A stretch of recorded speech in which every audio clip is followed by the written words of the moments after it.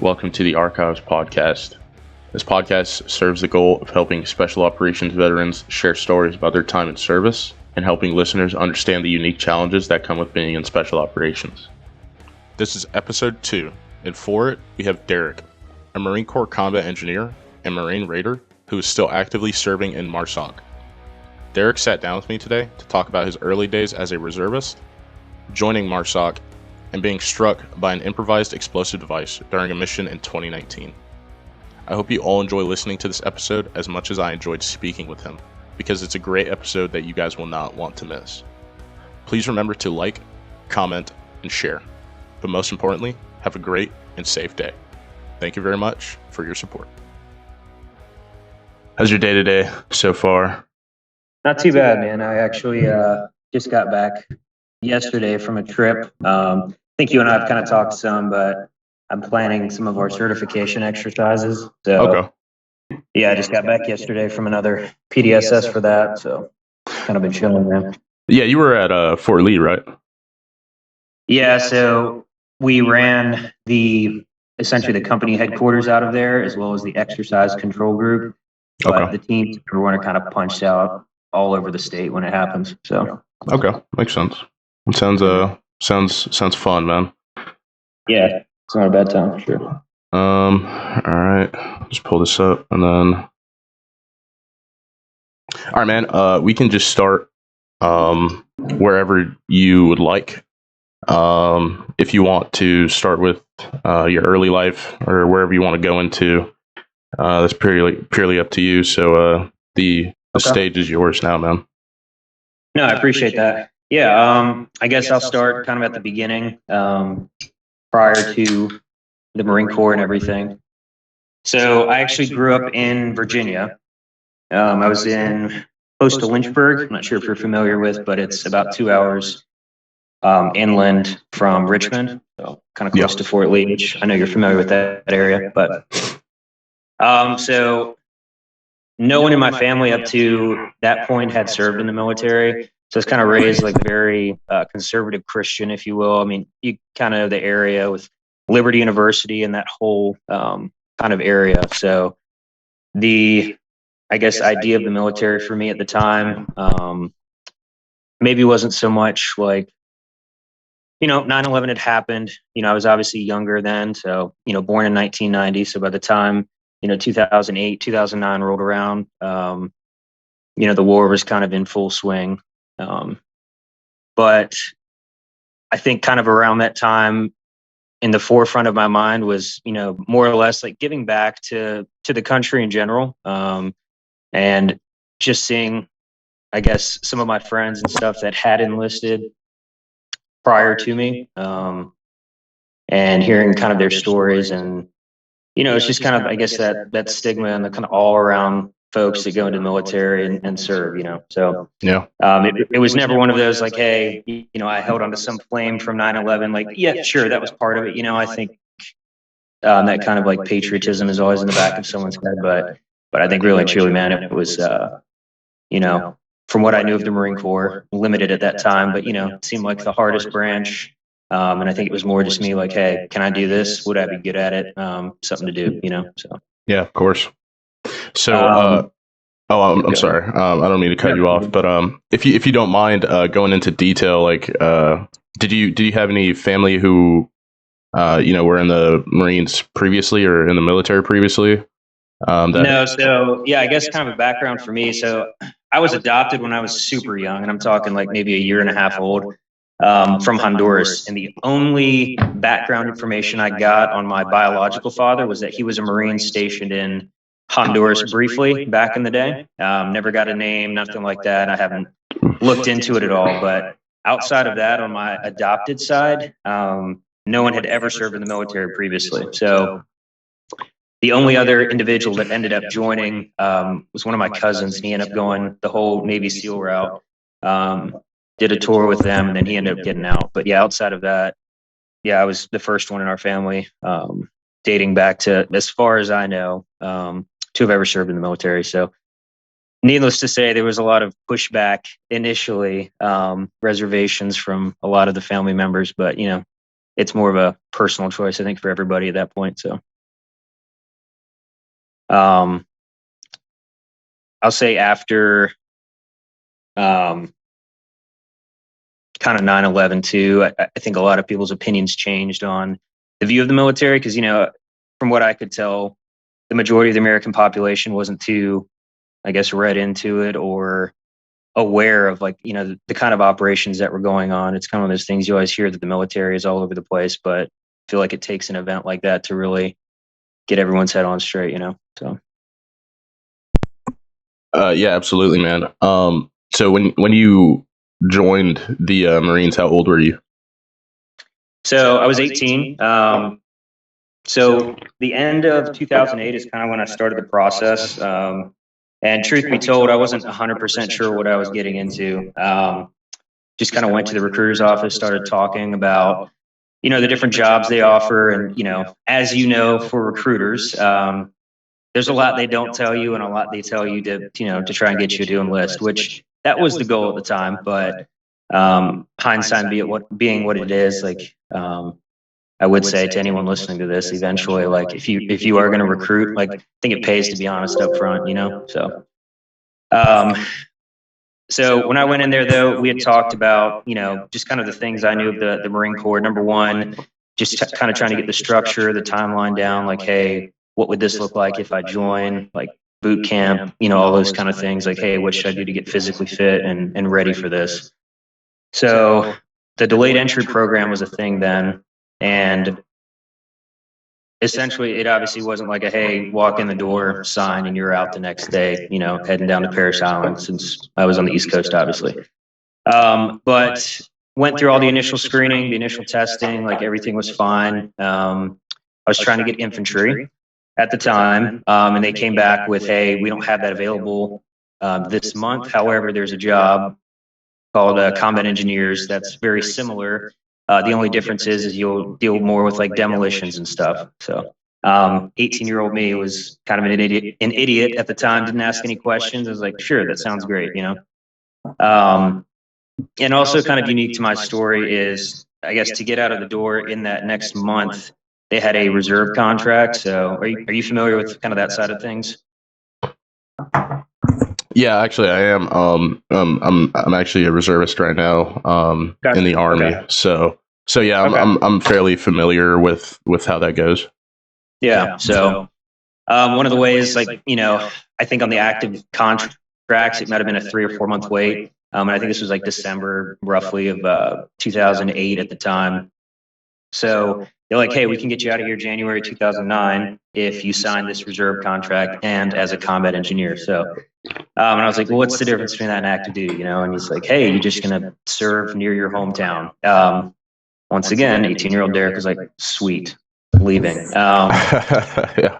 But yeah, man, I honestly, it kind of worked out. It was a pretty unique path, but just starting there at boot camp and even the delayed entry program, I had about a month and a half roughly to kind of get ready. And dude, going in, I mean, I'm 5'11", maybe 130, 140 pounds, I was great at running, pretty light. The main things I was not great at and hadn't done a lot of was, carry heavy packs and weight and, do that kind of stuff that is obviously pretty standard for most boot camps. But no, I can remember, man, kind of just that whole unknown, getting ready to leave. You just hear all sorts of nightmare stories about Marine Corps boot camp. And, I remember riding the bus down, and it's just a very quiet, eerie feeling, just riding down to Parris Island at the time. You're 18 years old, you haven't really done anything in life. And, it's just all very, very new, I guess. But one thing with that, I think they've done a pretty good job for the most part at a lot of the recruiting stations, getting folks physically ready. And then, outside of that, I think a lot of it's just mental. So, but yeah, man, I get down there and I distinctly remember that, I don't think it'll ever leave anyone's mind, but the first night you pull up onto Parris Island, it's dark. And a couple of drill instructors get onto the bus and just, it's like chaos, right? They're just screaming at people to get off. And, a lot of good recruiters will kind of put the fear of God into you. They'll talk about hey, these drill instructors being able to put their hands on you and, it's like free game, right? So you kind of think you're like a prisoner, essentially. And being 18 years old, that's probably like the first time I've had like someone in my face like that so constant. So I'd say a shock is definitely like a light way to put it, but you could see a lot of people were just completely thrown off. So yeah. So yeah. I'm sorry. Before we delve into basic combat training, so when you initially enlisted, I know that Afghanistan, and to a fairly lesser extent Iraq, we're still in like full swing. So when you became a combat engineer, when you enlisted as one, did you know about like the IED threat overseas, or? Yeah, so that is one thing, like the recruiter, to his credit, I'll give him, that he talked about. And the reserve unit that was kind of close by, I was able to talk to a couple guys there. And yeah, I mean, they kind of talked about the training that they get and the expectation for a combat engineer, at least on the division side, to essentially be the point man for most of the infantry patrols. And there were various metal detectors at the time, but they just went into detail. It wasn't like super detailed, but talked briefly about, hey, sweeping for IEDs and mines and stuff like that, and then cache reductions and stuff like that. So I had a general idea of it. But once again, I think at that age you kind of romanticize like combat and things you don't really know much about. And so to me, that job sounded pretty fucking cool, So I think going into it, yeah, I knew somewhat of what it would entail, but I don't think I grasped like the gravity of and the seriousness of the job, So. Okay. Yeah, I get what you mean, because I know a few people who are combat engineers in the Army on that side, and like going in at the same time, they really knew, or I guess you could see on TV, like there were people getting killed by IEDs almost every day. So it's hard to imagine, I guess, the feeling, right? But no, I totally agree, man. And I think, like I said, I think the one thing I often forget now, because hindsight is what it is, but I think you're so eager to try and prove yourself and prove to the world or whoever it is, your friends, your family, that hey, you can do this. I think a lot of that, like I said, the gravity of what you're about to do kind of gets lost in that initial training and kind of the peak of your early career, if you will. So yeah, absolutely. So if you want to go into basic training and then MOS school in a bit of detail, if you have any memorable experiences from there. Yeah, absolutely. So obviously Marine Corps boot camp, about 3 months long. So, and whether it's right or wrong, I don't know, but everyone says it's like the most difficult initial training of the military, the DoD. I can't speak to any of the others because I haven't been through them. So, but I will speak to, we'll call it the intensity, I guess, of the drill instructors and kind of the physical aspect of it. So, kind of like I stated, I do remember kind of getting 2 MEPs. You stay at a hotel, the night before. The next day, the bus shows up and you're off to the races. But kind of just that trip down to Parris Island, you can tell, it's just that feeling of, I don't want to call it dread, but I think everyone was like, hey, what am I getting into? Like, was this the right call? I think those thoughts go through everyone's head. And I know for me, for a fact, I was like, man, I don't know what I'm getting into. Like, maybe this is a terrible choice, maybe not. I don't know. We'll see how it goes. And then, I think after a little bit, you just kind of make peace with it and say, all right, well, I'm all in. So, but yeah, man, the bus pulls up to Parris Island. And like I said, there's usually a drill instructor or 2 that get on the bus, and it's just instant chaos. You got some kids sleeping from the ride down and some awake. I was definitely awake, but it's just, yeah, chaos, man. Screaming, the old Marine Corps knife hand that you hear about in people's faces, and just people in full-on panic mode. There's a lot of kids, I feel like, haven't had that ever in their life, so it's definitely a shock for sure. But yeah, man, the first few days, it's all just kind of the administrative portion, getting all your gear, your stuff issued to you. And, it's just kind of chaos, I guess. And just trying to get acclimated to the constant yelling. And, I think for a lot of people, that was probably the hardest part. It was like the moment of truth, you get down there and, unfortunately for some of the kids that came down there and maybe lied about something, whatever it was, man, drug use or an allergy or whatever, like there's the moment of truth where you're in a room and they're like, this is your last chance, we're going to find out. And, you see kids raise their hand and give some stupid answer about smoking pot one time or something and, quietly escorted to the side. So you learned real quick, probably should just keep your mouth shut, unless it was something legal, Yeah.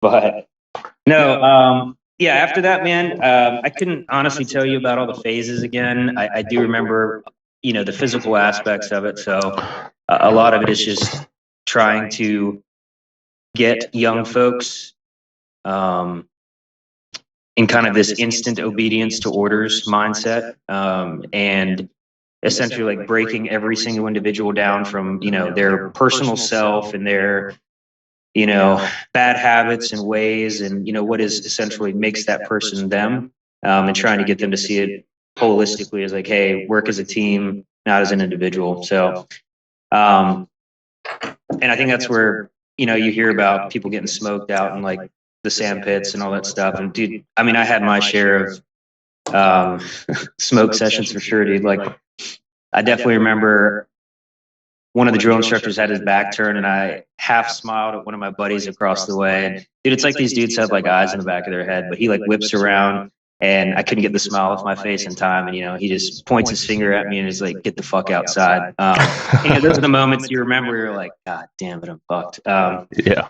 But yeah, you're just outside doing any type of workout you can imagine in this sand pit for like the next 30 minutes until you're vomiting on yourself. And, so it's good experiences though, man. Like I think it definitely like teaches you character. And at the time as an 18-year-old who, like I said, hadn't done a lot, how far you can push your body, at an instant like that. So it's kind of a small snapshot, I think, of what was to come. Yeah. But yeah, man, there wasn't a whole lot, like there's not a lot of like technical stuff you do there at boot camp. Like I said, I'm sure some of it's changed.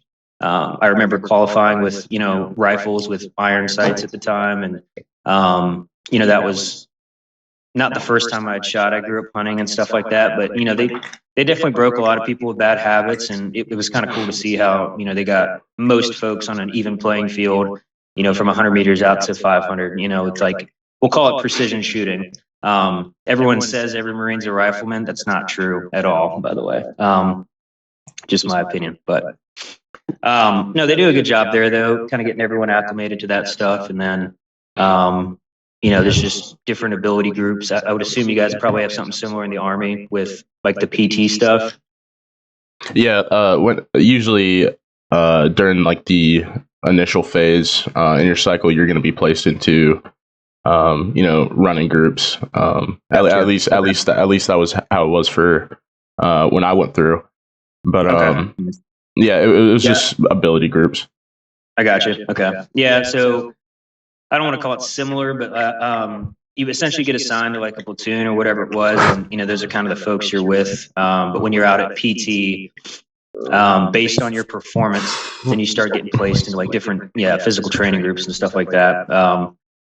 And it was one of those things too that I was listening to your first episode and I thought he brought up a good point about, hey, to anyone going into the military in general, like just the ability to like push yourself. But 100% like, hey, if you think you can jump into the next group above you and, if it's possible, I 100% recommend that kind of stuff. Cause I think that's kind of what separates the folks that are going to go on to do other things and special operations or whatever it is, so.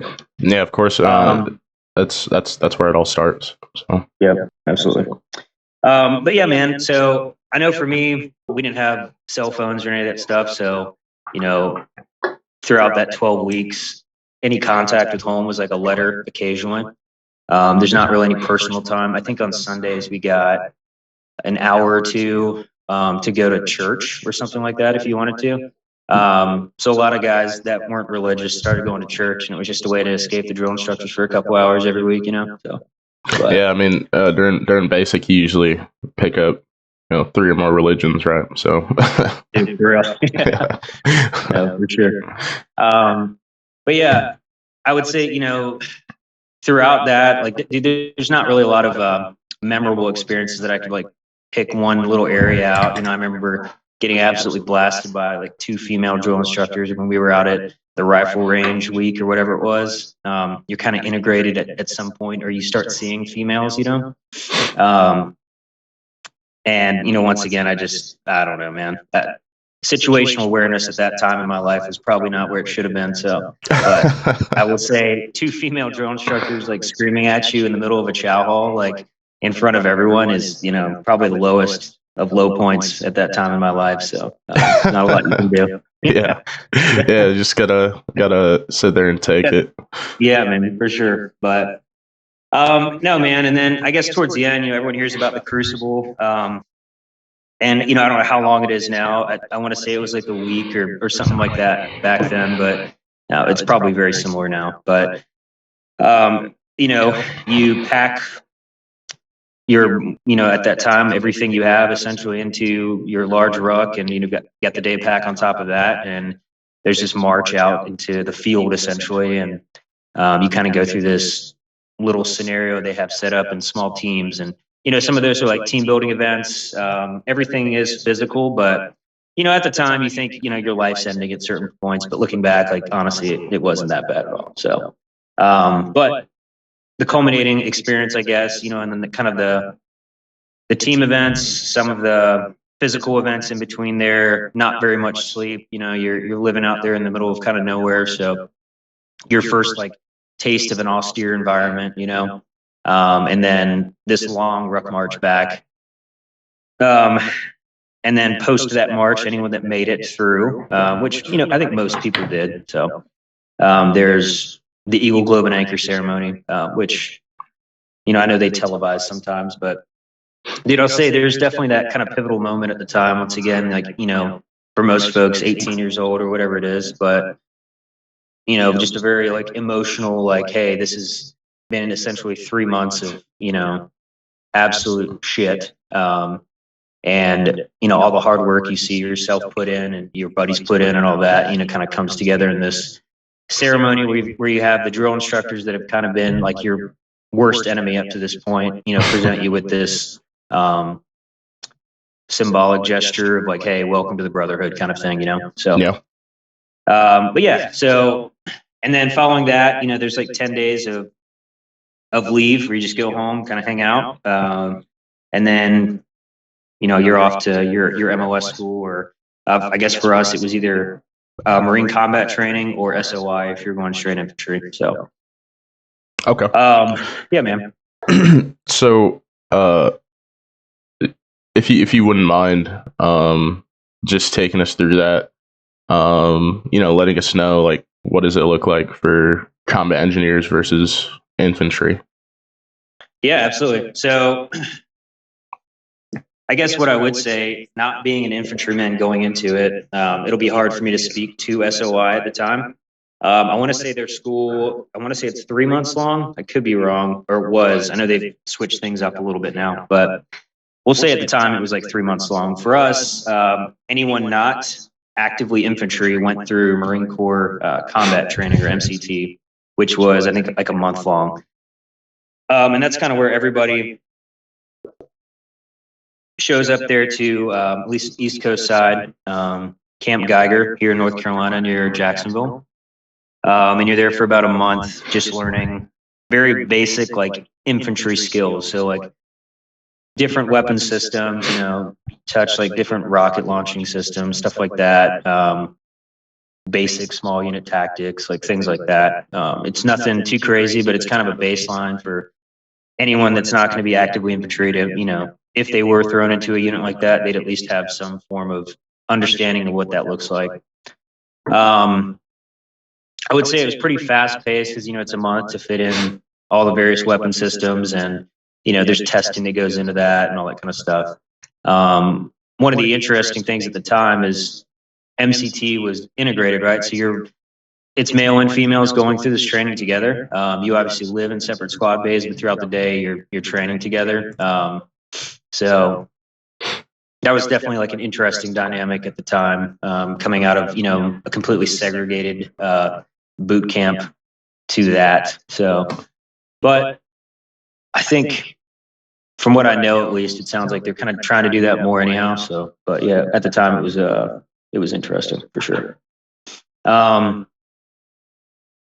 I know for me, like, dude, like, that's probably the first time I'd gotten into a fight in the military, but just silly shit, man. A lot of egos running around there. Like, everyone is literally an absolute boot, so privates and PFCs and stuff. And you made it through boot camp, so everyone thinks they're hot shit, even though you're really not. But yeah, I mean, I can remember having to throw down a few times just for absolutely no reason, just ridiculous shit, man. So, but yeah, it was a good time. So that was about 30 days. And then coming out of there, at least on the reserve side, you knew up front what your MOS was. So, I already knew, hey, I was going to stay at Lejeune for another 2 to 3 months and go through basic combat engineer school. So pretty much pack up straight from there. And I got on a bus and drove about 15 miles over to Courthouse Bay and started that. So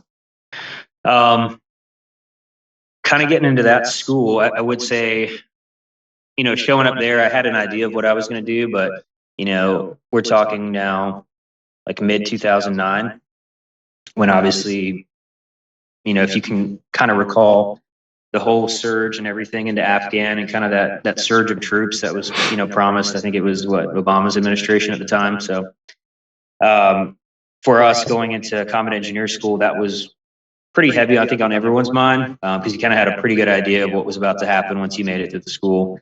And I do remember like instructors kind of impressing that on everybody once we got there with like, videos of, his like helmet cam footage or whatever it was of, some of the guys over in Afghan at the time and, what they were actually doing there on the ground. So, that school specifically. So you show up, and at that point, like, you kind of knew your way around a little bit, at least you thought you did. But I think I can only speak, like I said, to combat engineer school, but I do remember like one of the intro videos, like I said, is like dudes sweeping for IEDs and then some of the explosions that went off that, were probably not a very fun time for whoever was involved there. And I think it kind of got your head on right as far as what you were there for. The school itself covers kind of a variety of things. At the time, they covered things like basic construction, and then I think a majority of the school focused on basically like IED interdiction. So from sweeping with, I think at the time we had Fallons and CMDs, like variations of metal detectors. So like literally how to manually sweep for those, how to unearth an IED safely, or at least mark it for an EOD tech to come up and get rid of it.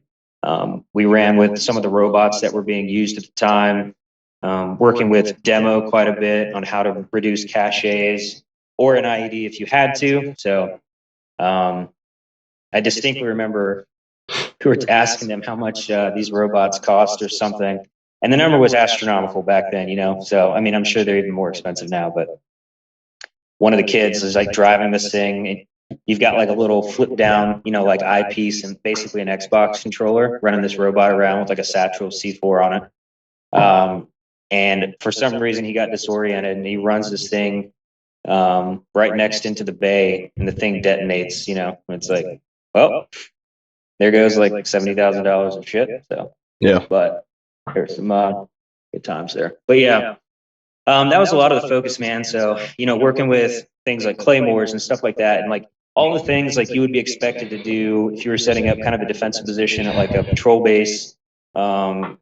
Like I said, running point, sweeping for IEDs, like learning the signs, disturbed earth, the wires, like everything like that. And then some of the basics of like IED construction and all of the different demolition stuff, breaching, like I don't know, kind of literally, I would assume it's probably similar in the Army. I can't speak to that specifically, but yeah, it was kind of 3 months of learning every possible aspect of the job at a pretty basic level, I would say. So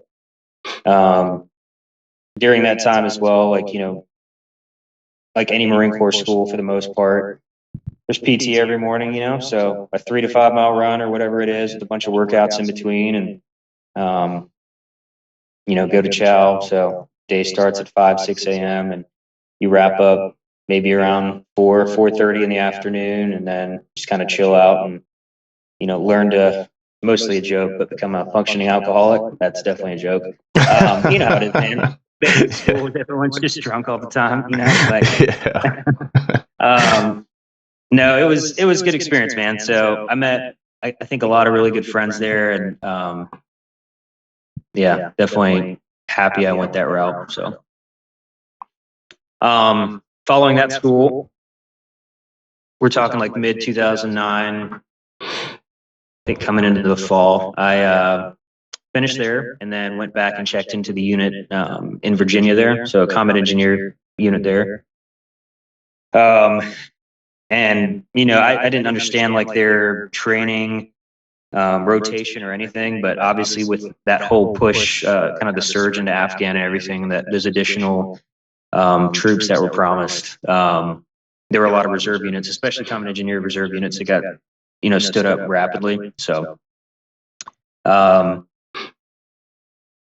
I think probably within a couple months, there was rumors about, hey, a deployment that was going to come up here, kind of a workup and attachment to an infantry, you know, active infantry unit, and then go into Afghan. So, you know, they asked for volunteers, you know, some of us put our hand up, and they ended up picking about, I think about 30 of us left there. So talking early 2010 or so,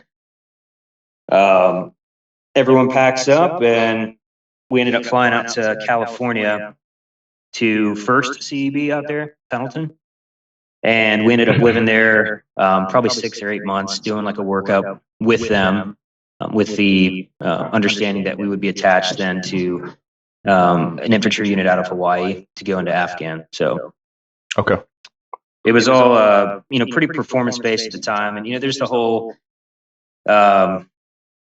stigma about, like, you know, nasty reservists and all that stuff. So that was definitely something we had to work through out there, and just make sure, you know, every time we were in some sort of training competition or whatever it was with an active duty combat engineer platoon, that, you know, all of our shit was tight. But thankfully, I was with a pretty solid group of guys. They had just gotten back from Iraq, maybe 4 or 5 months before that.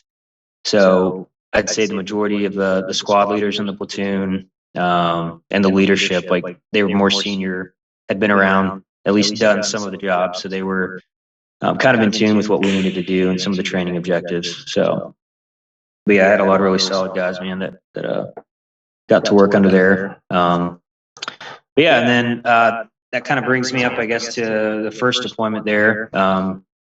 Leaving in 2010, but heading into Afghan as a combat engineer. So I don't know if there's any other questions you had on some of the other training before we keep going, but yeah, I think I was just going to mainly just try to like how I wanted to sort of set the stage. You already went into detail about it, but how switched on were the guys like in your platoon or those group of volunteers?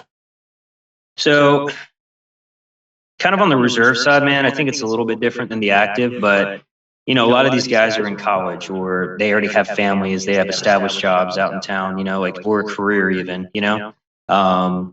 And a lot of these dudes are doing this job because, number one, they want to serve in some capacity, but I think at the time it was kind of understood, like, hey, you're going to deploy a lot, you know, until essentially Afghan and Iraq kind of die down. So for most of the guys that had just gotten back from Iraq, I mean, you could tell there was they ran basically a mobile IED, like, road clearing section in Iraq for about, I think, 8 or 9 months.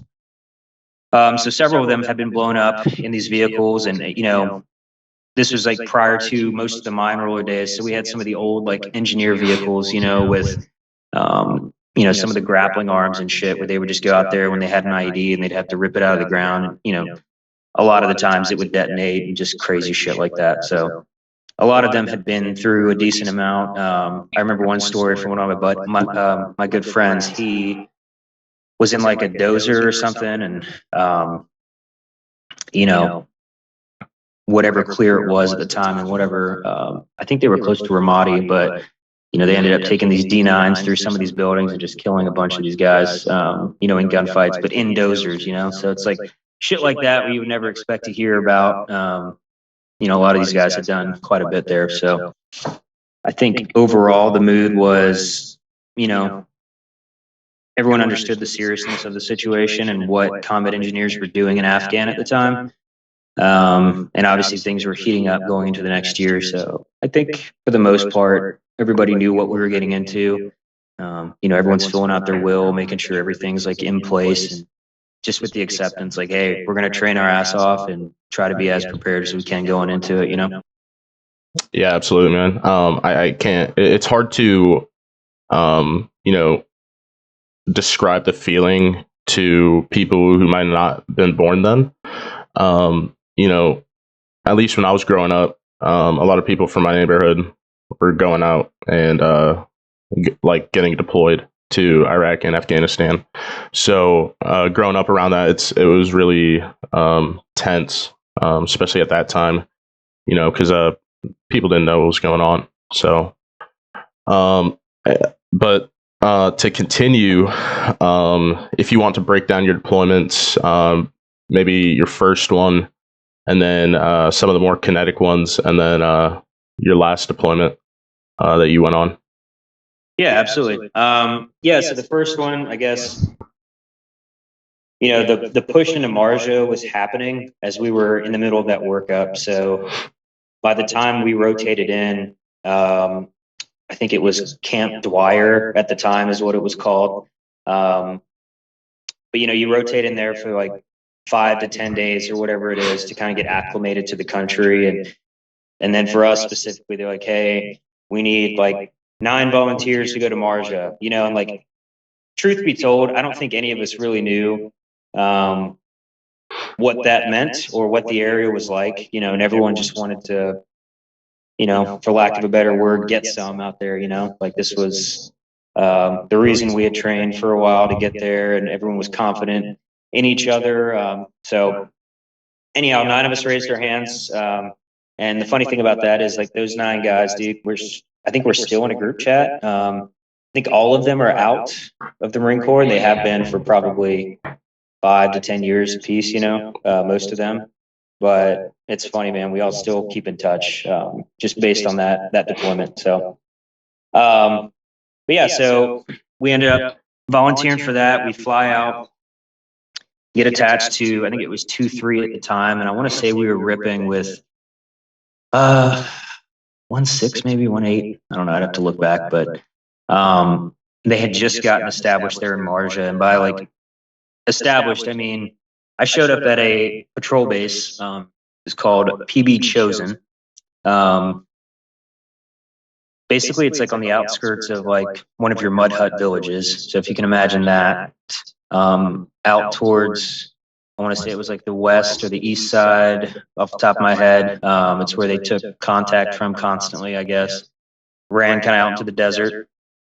So we're kind of in this little weird green zone immediately into kind of the desert area, right on the outskirts of the village. One of the walls was legit like poppy, just stacked up, you know? So like it was kind of a shit show across the board when we showed up. And it's funny, man, like, you know, all that basic training you have as a combat engineer for like construction and stuff. It's like people think you're a goddamn architect or something and can just like make stuff appear and construct things and work. So I do remember like it was myself and one other individual, Garrett Torney, that were combat engineers there. And they just, we were there with like 2 squads of infantry guys. And they're like, hey, we need you guys to like build a wall here and set up Pesco over here. And we're like, with what? You know, like there's 2 of us. So they ended up having to get like a mobile section down there. And, you know, we eventually kind of got the PB itself set up decently. Yeah, I remember setting up like claymores and shit around the area in the interim, just trying to make sure we were solid, because they were having issues before with guys like sneaking up through the ravines and chucking grenades over the walls and shit like that. So it was definitely like a, you know, it wasn't like crazy every day from what we could tell when we got there, but, you know, it was not a friendly area, if you will. So, but yeah, man, that deployment, you know, I was still a kid, obviously, but the way it sort of worked out is we had 2 combat engineers there, so myself and Garrett. We each essentially got assigned to one of the infantry squads, and then every day we were just going out on, you know, 8 to 10 hour, what they called at the time, presence patrols, and just expanding in and around Marja. So, dude, honestly, what it looked like, I kind of laugh now because sometimes I don't know how we kept up that pace, but I think the citation I got at the end, it reads like 170 or 180 foot patrols. And this spanned about 7 or 8 months, give or take, for that first one. So if you can imagine, like, just the amount of time you're on your feet, like wandering around Afghanistan with a metal detector, essentially on a treasure hunt every day, you know? So just kind of wild looking back at it. So, but, yeah, I mean, kind of a typical day there looked like we got up, I don't know, 6, 7 o'clock. We kind of knew the general map grids we were going to go to, whether that was clearing out a village in the local area, or based on like intel that some of the villagers had given us, like for weapons caches or where IEDs might have been placed. And yeah, man, I would just run point with a metal detector and try to pick the best route for the squad. And we would just go out and we literally turned it into a treasure hunt, dude. Like, my hope was to find an IED or some type of cool weapons cache every day, you know? That was the goal. And surprisingly enough, we got pretty good at it. So one of my good buddies, Parker Hobbs, he's out of the Marine Corps now, but, you know, just to put it into perspective, he found, I think, close to 110 IEDs and weapons caches. And, you know, he got a Bronze Star for that. And we were both Lance Corporals, you know? So I got put up for a comm, and that was, you know, as an E3. So I think total for that deployment, I found around 100, I think is what it reads. So, but it was interesting, like initial parts of the deployment where, you know, there was some gunfights, and it was like your typical Afghan, you know, firefight from like 600-700 meters out where you can't even see the dudes, you know, and then they just dip out on their little motorcycles or whatever. But, you know, as we kind of continued throughout the deployment, those attacks like slowed way down because I think we were finding most of their weapons caches, munitions, and like we kind of had a pretty good beat on like their TTPs for putting in IEDs and stuff like that. So I would say like a specific day I do remember we had like a patrol. We had to go out towards like the desert side. And anytime like there was contact taken, it was from that side. So I didn't want to go this specific route because I was like, dude, we do that every time. Like, just kind of got a bad feeling about it today. So, you know, most of the squad leaders there like took our word for gold because we were out front. So he was like, yeah, dude, just do whatever you want to do. Just we'll go a different route. Just you lead it out, bring us back. So, but anyhow, we're coming back. And like I said, most days we were out 8 or 9 hours, give or take. So we're on the way back, probably 600 to 800 meters out from the PB. And you kind of walk through this massive wheat field, or, you know, there's like wadis on every side. And it's actually funny, dude, we kind of joke about it now, but like one of the Olympic sports should be like the Afghan canal jumping, you know, because that's what it turns into. Fucking ridiculous. Guys like jumping in, not drowning, not really, but, you know, just it's chaos. So, especially in a gunfight, it's hilarious, man. But yeah, you're getting fucked up by a riverbed. Yeah. But this particular canal almost completely dry down to the bottom, and there was a bridge for some reason that no one was using that day. And the long story, long and the short of it is, as we're coming back, we kind of had reporting of like, hey, there might be a possible IED in place in that general area. So, and it was kind of crazy because we're talking like where that canal was in location to our patrol base, maybe 200-300 meters away, you know? So like as close as these dudes were getting, it was just kind of wild to think of now as far as security and where we've come, you know?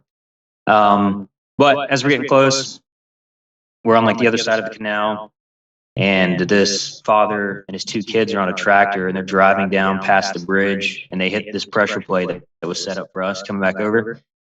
And this explosion was big enough, dude. It sent, it's like a standard tractor, you know, like a pretty big one, but it sent the engine block, I think close to 100 meters away. So, and then everything else was just pieces. So massive crater. So, you know, our reaction initially, it's myself and the corpsman right behind me.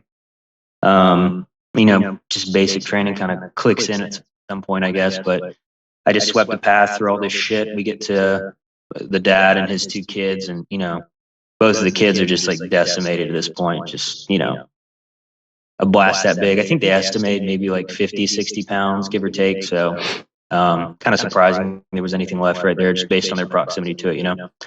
But surprisingly enough, the father, I think his left arm was almost severed, and then his right leg below the knee, and I think his left ankle. So I just sweep a path around him, make sure we're good. Foreman starts working on him. I start helping him out a little bit. And then one of the locals is like yelling, which I can't understand at the time, you know. I'm 18 years old. I don't actually know posture or anything. So I got a cool little week-long culture class before we left, you know. So one of those silly little Band-Aids that the Marine Corps put on everybody before we left, as if we were going to know the language. But I called the linguist up, and I remember the guy talking about he thinks there's another IED in the area. So I'm like, great. So I keep the infantry squad dudes like way out of the way. You know, they're probably like 100 meters away, just in security, just because a lot of the times over there, an IED attack like that would essentially initiate some type of ambush, you know. Thankfully, that day it did not, but I started sweeping kind of down the road a little bit, and I get like a small hit. And you know, like, you know how we talk about like moon dust and shit like that? You know what everyone talks about, where they're like, hey, watch out for like moon dust and like smooth earth, you know? Yeah. Yeah, dude, everything over there is like that. Like, it's such a silly way to describe things. So, especially in the daytime, man, on some of these roads, it's like, dude, you're just asking to die walking on a road, you know? So, yeah. But either way, I'm sweeping, and I really liked the Valen. Huge fan of that one. I don't know why, I just despised the CMD at the time. So, but I'm sweeping down the road, and I get like a small hit off to the side. So I'm like, oh, interesting. And I remember, like, I still have it actually, but this old like K-bar that I bought back in the day, and that was like my digging tool, you know. Which now I realize, like, metal on metal contact, especially with wires, is probably the least preferred method of digging for bombs, but whatever, it worked for that deployment. So, but yeah, so I remember I start like unearthing to the edge, kind of where I got the hit, and it's what we call a donkey dick. So just essentially fucking D batteries in like this long cylindrically shaped configuration running to wires. And they would place those off to the side of the road because it could be essentially a power source, right? That you wouldn't get a hit on the road itself. And then that would power like a potentially like non-metallic pressure plate. So fairly ingenious, but real dick move. So thankfully the Valen, like I said, I got kind of a hit off to the side. So I start unearthing wires, and you know, I remember pulling up this part of a pressure plate, and it's just odd looking back and kind of eerie because I have a photo of like where my boot print was, and I'm talking like maybe an inch or so more. You know, I would have stepped on it. So from the pressure plate, I just look over to the right, and there's like a kind of a berm, but you could clearly see DFC, so one of their directional fragmentation charges, just sticking out of that berm, and, you know, just aimed at me, right? So, but I remember jamming my K-bar into the ground, like a foot back from where the pressure plate started, and I just sat down and like smoked, I don't know, probably like 3 cigarettes in a row, just chilled there for a little bit. So And then we called up EOD. They came out, ran a robot over there and ripped everything out. But yeah, man, just crazy times. But we called in a helo to come evac this dude out. Probably not as funny as I remember it, but we forgot to put his foot on the helo, like with him, just in all the chaos, you know? And so right as the bird is taking off, I'll never forget this, man. Like, and it's a 60 that comes in and lands, but they're taking off and we're like, oh fuck, here's his foot. And it's like wrapped up in like a bag or something. And we just chucked it at the side of the bird, and like their flight medic or whatever that was on the bird like catches this football, you know, as we would call it. But anyhow, it's just funny looking back at it, like the crazy shit that happens. But yeah, man, that was, I mean, literally, like, we talk about like a standard day, you know, we wrapped that day up, went back to the patrol base, and, you know, you went to bed, got up, did it all over again for like the next 7-8 months. So, but yeah, man, that was kind of a wild time. Like I said, I think the total amount I found, IEDs and caches for that deployment, I think it was a little over 100. So I got a lot of work. The EOD techs at first, they were a little hesitant for us to let us, like, you know, stack munitions and get rid of weapons caches. But I'd say probably a month and a half in, there was just too few of them, you know, on the Navy EOD side, and too many IEDs and weapon caches found around that area, and they just couldn't keep up. So eventually they kind of talked to us offline, each individual combat engineer, and based on, like, you know, our workload and what we were finding each day, they just gave us a bunch of demo and said, all right, it's on you, you know, just call it up and you can reduce it yourself. So it kind of made it interesting, man. Like, you find, you know, whatever it was, like, dude, we had like toe poppers, you know, like some of the old little Russian mines they would place in like roadways and little cross paths and stuff, just the stuff to like blow the front of your foot off, you know. You'd find a lot of those around, and it was always fun, like, well, as long as no one stepped on it, obviously, but stacking that shit up and then detonating everything and just hoping you were ruining somebody's day somewhere, right? But yeah, man, that was kind of that first deployment. I don't know if you have any other questions about that one specifically, but I mean, I think the only thing I would ask is, once you got home from that, like, that being your first deployment and you capture so many like enemy explosives, like, how does that make you feel? And how old are you at this time as well? Yeah, so that's a good question. So when we got back, I think I would have been 19 or 20. I think 20. About to turn 21. So I don't know. Yeah, the way reserve, some of our deployments ran, you could essentially do, like, the time you left your house to like coming back to the area. There were times when you were gone for, you know, upwards of a year and a half kind of thing. So, you know, we were gone for quite a bit. And there were times when guys were extending for like another 6 months, you know, just to try to do like a rollover into the next one. But anyhow, all that to say, I think I was 20-ish, something like that when I got back. And, you know, once again, just ignorance to like kind of the reserve contract and like what that looked like. I think from that deployment specifically, I remember not being in a great place in like a personal relationship I was in. We'll say that. So, you know, I came back to the bus dropping us off at the unit, and most people have like families and whoever it is picking them up. And from what I remember, I think I remember getting like a taxi to like, I think what I had a lease on an apartment at the time. And I don't think I handled that time well, if you will, you know? So you can imagine like 20 years old coming back from Afghan and a fairly like busy deployment and straight back into kind of a city. I would say there's definitely something to be said about like the support system on the active duty side of things, you know? So, but I guess you live and you learn, man. So I think I was super proud of everything we did. And I think over the next few weeks, like, you know, we had award ceremonies and stuff for most of us, and, you know, definitely like a measure of like pride, at least getting recognized for the work you did over there. But past that, dude, it was like, well, what next, So, and on the reserve side, for a lot of us that didn't have a career, like a solid job at the time, it was pretty easy to get, I guess, stuck in like, drinking and partying and shit like that. So I'd say for the next year, I definitely struggled a little bit with, maybe a lot of it, I don't know. Just with drinking too much and not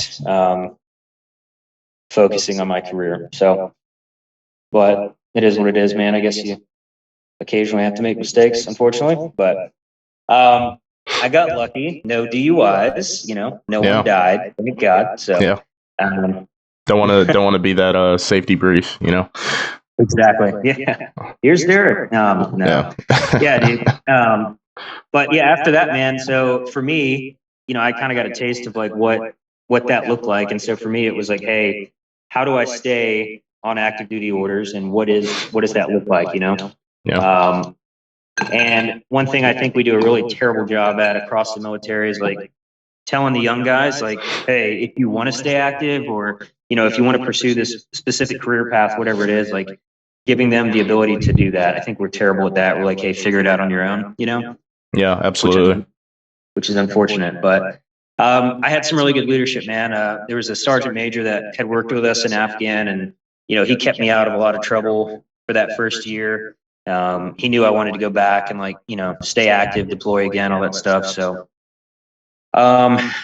pretty much I'd say the next 2 or 3 years, I just bounced around on like little IA billets, and they had volunteers for like different deployments and stuff like that. We had a couple guys go into like Africa, do like some weird like coaching. I don't know what you would call it, but essentially like advising some of their forces, while also trying to like mitigate like poaching on like elephants and weird shit. So there was some like cool, like random, like, reserve deployments you could get on if you tried. It just wasn't very widely broadcast. And I'd say that pushed me into probably like 2000, we're looking at 12, 13. And I found a pretty good gig up in Quantico. So like the officer, like they have TBS, OCS, all that stuff up there for Marine Corps officer schools. Yeah. As a combat engineer, part of like our job too, like you could fit into some of those billets as like instructors for things. So they have like the Humvee rollover, or I guess it's Humvee egress and escape. I don't know what it officially stands for, but the heat and met trainer, right? So all the rollover simulators for like MATVs and Humvees and whatever it was, they let us run those simulations for the officers coming through their basic schools, and then the land nav course and some stuff like that. So I was up there for, I think, about 2 years, something like that. And, I'll say I like learned a lot. I don't know, man. It was like kind of it's like one of those like staff times, if you will, where it's kind of like, dude, I could be somewhere cool doing something cool, but I'm not, so you try to make the best, at least excel there. And then coming out of there, I was still, like I said, on this reserve contract, trying to figure out how to stay active for a longer period of time. So the next logical choice that I could see, this is the one decision I don't recommend anyone do, was recruiting duty. So everyone's like, man, I got histed, I'm being forced to do this. My dumbass volunteered for it. So, but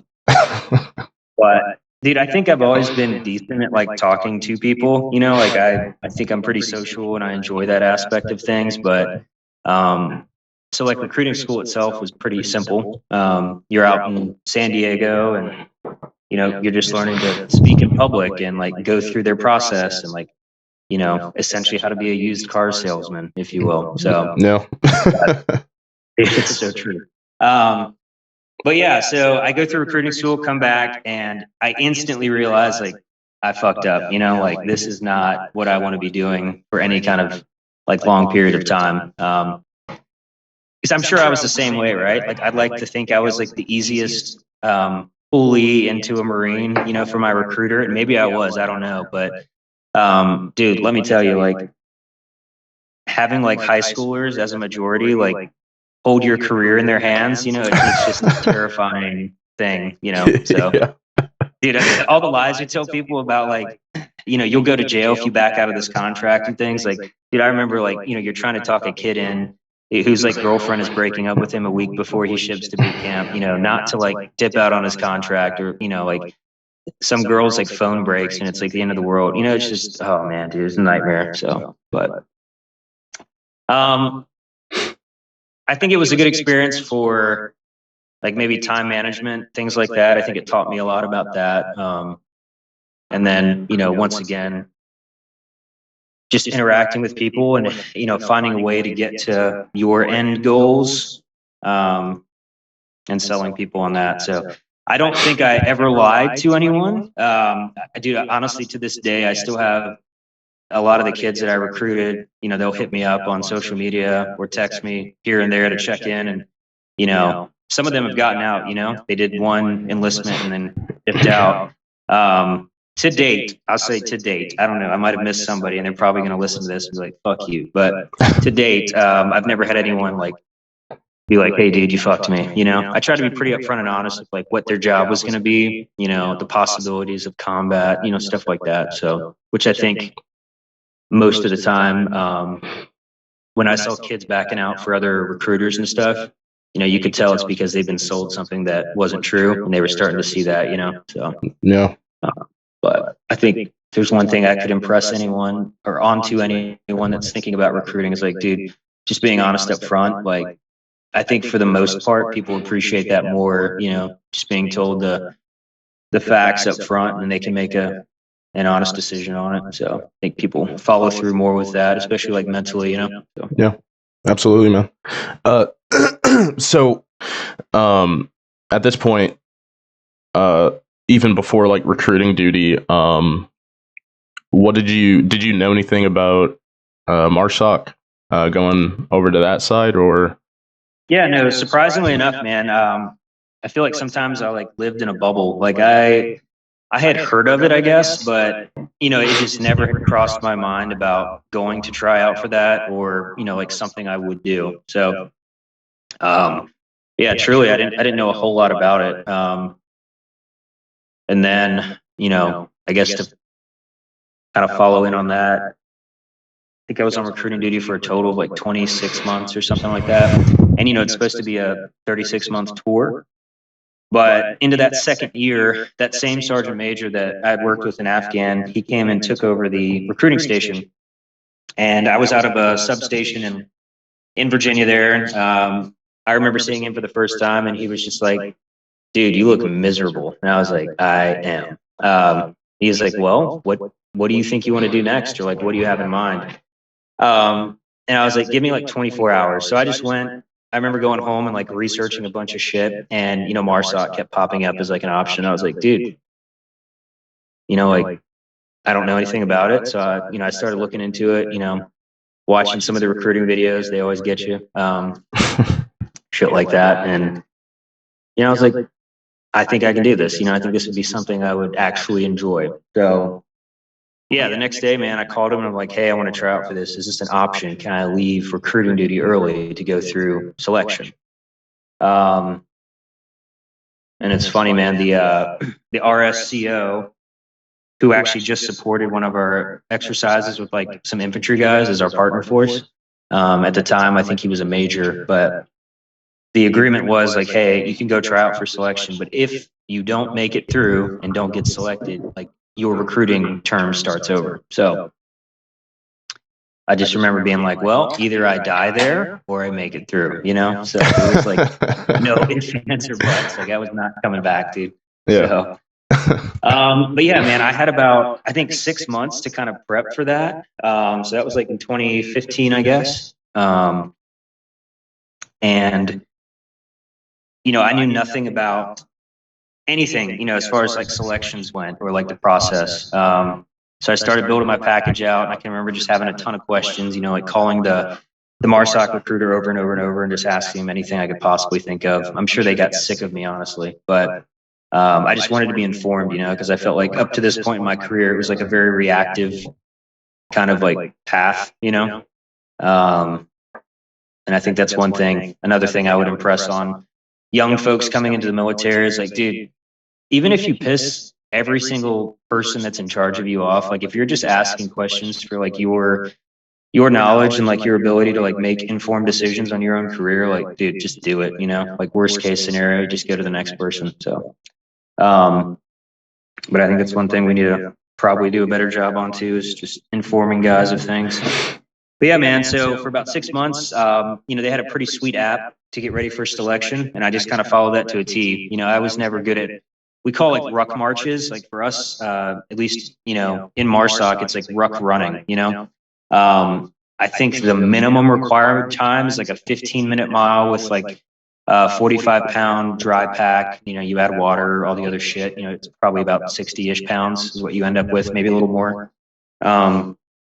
So, you know, I hadn't really rucked before. And I remember trying to take my pulleys out on like a ruck run one time, like an idiot, not testing out my ability to ruck run. And one of these kids was like a football stud, you know? And so everyone shows up with these packs, we weigh them. We start going, and I was like, oh, this sucks. Like in my mind, I'm like, fuck me, you know? And this kid just starts like taking off. He's like, why are you running so slow? Looking back at that, I'm like, this kid wasn't even a goddamn Marine yet. He's like kicking my ass out here. That was pretty eye-opening. You know, I was like, all right, I've got 6 months to like unfuck my life. So, yeah.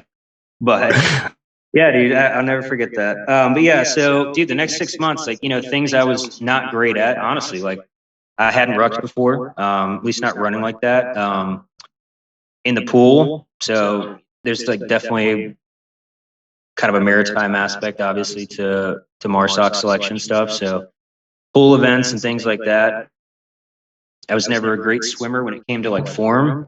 So one of my buddies on the reserve side, he was essentially this like phenomenal swimmer in college.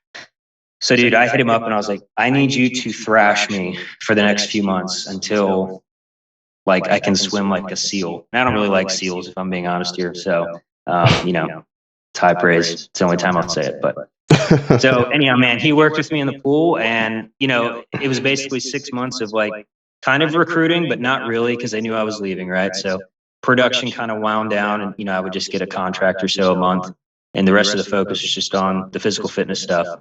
But yeah, man, I was just rucking every day, all day, working out, following their workout regiment, and then swimming. Yeah, it was like kind of the big focus for me, trying to get ready. And then fast forward, like I said, 5, 6 months, and it was like a winter selection class. So, but yeah, man, I didn't really know a whole lot about it. So I remember showing up as I think you muted yourself on accident there. You got me now? Sorry. Yeah, I got you now. All right, sorry about that. Yeah, no problem. Yeah, no, so I think I showed up, you know, probably in about as good a physical shape as I could have been at the time. So, at least for what I thought I was getting into. And, you know, I won't go into like details of selection, because, you know, I swear to God, dude, I'm just waiting to get a call from work and be like, is this you? You know, like on this podcast, it's gonna be great. But yeah. Sorry about that. Oh no, you're good. I'm a huge fan of living in the gray, so this is fun for me. But no, dude. So I remember, you know, I showed up to selection. You know, you check in, kind of have like a day or so. I think for us, we showed up about a day early. So I met like one of my good friends now, Dan. And I just remember us like going on runs like the first night, just him and I together trying to get acclimated to the weather, because, you know, it was probably in the 30s and the 20s, something like that, right? And so we're just kind of running around trying to get lay of the land, and, you know, kind of chatting about the what ifs and what was going to happen and all this stuff. And then selection itself is about 6 to 8 weeks ish, something like that. I always just say 2 months, but, you know, it's a little bit shorter than that. But there's 2 phases to that. So the first phase, a lot of it is kind of individual testing, physical fitness and stuff like that. But, you know, I think a lot of the stress that folks put on themselves, it becomes, I'd say, very heavily just kind of like a self-imposed stress on what the next thing is, you know, instead of focusing on the present. So just observation. But yeah, before I get into selection, sorry, I might be kind of going off on a tangent. I don't know if we're on track for what you wanted to talk about, or. No, you're all good. I was actually going to ask, like, what, obviously not to get into specifics, of course, if you don't want to, but I was just going to get into what does A&S look like, you know, mentally, and then also physically, like the type of events that you're doing. Yeah, absolutely. Yeah, so I mean, I think the first phase of A&S is pretty open source anyhow. So yeah, I don't mind talking about that at all. But you know, obviously very heavy on the physical side. And dude, I'm not one of those guys that's like, oh my God, it was the hardest when I was, you know, when I went through, you know, like it's so easy now. Like, I don't think it's easy now at all. I know there was kind of that whole push, I don't know, a few years ago for, you know, females going through selection. So I think there was some concern that standards might drop here and there. But from what I know, at least from some of my buddies that run the selection program, it sounds like everything stayed pretty constant. So, which is good to hear, you know, like I think if you can make it through, you can make it through, you know, so. But yeah, I'll say for me, man, what I remember first physical event. So you show up, that next morning, you know, how we ran ours, at least we did a PFT. So, you know, it's your standard, max pull-ups in 2 minutes. I think the max was like 21 then. Sit-ups in 2 minutes. I think max is like 100 or 115. And then a 3-mile run, which a perfect score on that is, you know, 18 minutes, right? So if you can imagine in the wintertime, you know, everything just sucks, right? You're outside, it's like 20, 30 degrees, and you know how that goes, man. It's just a shitty, terrible time. Oh, yeah. Your lungs are burning, you're screaming. And you know, you're going into this understanding like, hey, there's a good chance like 80% of these guys that are here are in as good a shape, if not better shape than you are. So like, it's not okay to just like scrape by. Like every event, you know, there's the saying like it pays to be a winner, right? Like it's so true, man. Like every single event, like if you're not putting out 100%, at least during, you know, A&S stuff, like, you know, you're not going to be able to essentially separate yourself from the pack, and at least, which maybe is not necessarily the overarching goal, but you do want to make sure you are at least presenting yourself in as favorable light as possible, you know, not just a gray man in the back, like barely getting through. So, but yeah, so we run a PFT. Straight from there, we run to the pool. And looking back at this, dude, I remember being like, damn, we're so unlucky. But they're like, hey, the heater in the pool broke like 2 weeks ago. They roll up the bay doors, and so it's like 20, 30 degrees, and the water is cold as shit. And you have to jump in, and in uniform, you swim. I think it's 300 meters. But yeah, uniform, boots, all that shit, right? And it's for time. So, you know, there were guys that could crush this in like 7 or 8 minutes, and then other dudes that were like 9 to 10 minute, 11 minute. I can't remember. I think the cutoff might have been 12 minutes or something like that. But dude, I'll say like the one time, 100%, there is without a doubt in my mind like a 10-second period that I wanted to quit. But you get into this pool, and you probably have 15 or 20 dudes lined up against the edge of this. And then as soon as they, you know, blow the whistle or hit the beep or whatever it was, it's just a madhouse trying to get out in front, you know, so you can kind of get into your stroke and like get into a rhythm. Dude, I was not ready for that, you know, ready, set, go thing. And as soon as you get in the water, I just remember it like taking your breath because it was so goddamn cold. So I'm just like, all right, you got this. Here we go. It's 300 meters. You're going to crush this. It's going to be great. Whistle goes, boom. Guys take off on either side of me. So I'm like, oh shit. I remember pushing off, and I inhaled like a massive gulp of like ice cold water. And dude, there is 100% like a 10-second period of my life right there that I was like, yeah, maybe you should just get out and go home. You know, like this, you might be dying. I don't know. But yeah, dude, I'll never forget that feeling. Like I'd say one of the few times where I've had to be like, you know, just like fight through it until I expelled that water and gasped for air and kept going, you know. So, but yeah, man, I think a lot of that first phase is pretty mental. It is physical, but if you are in good physical shape, you know, it's just being able to push yourself, you know, to the next limit.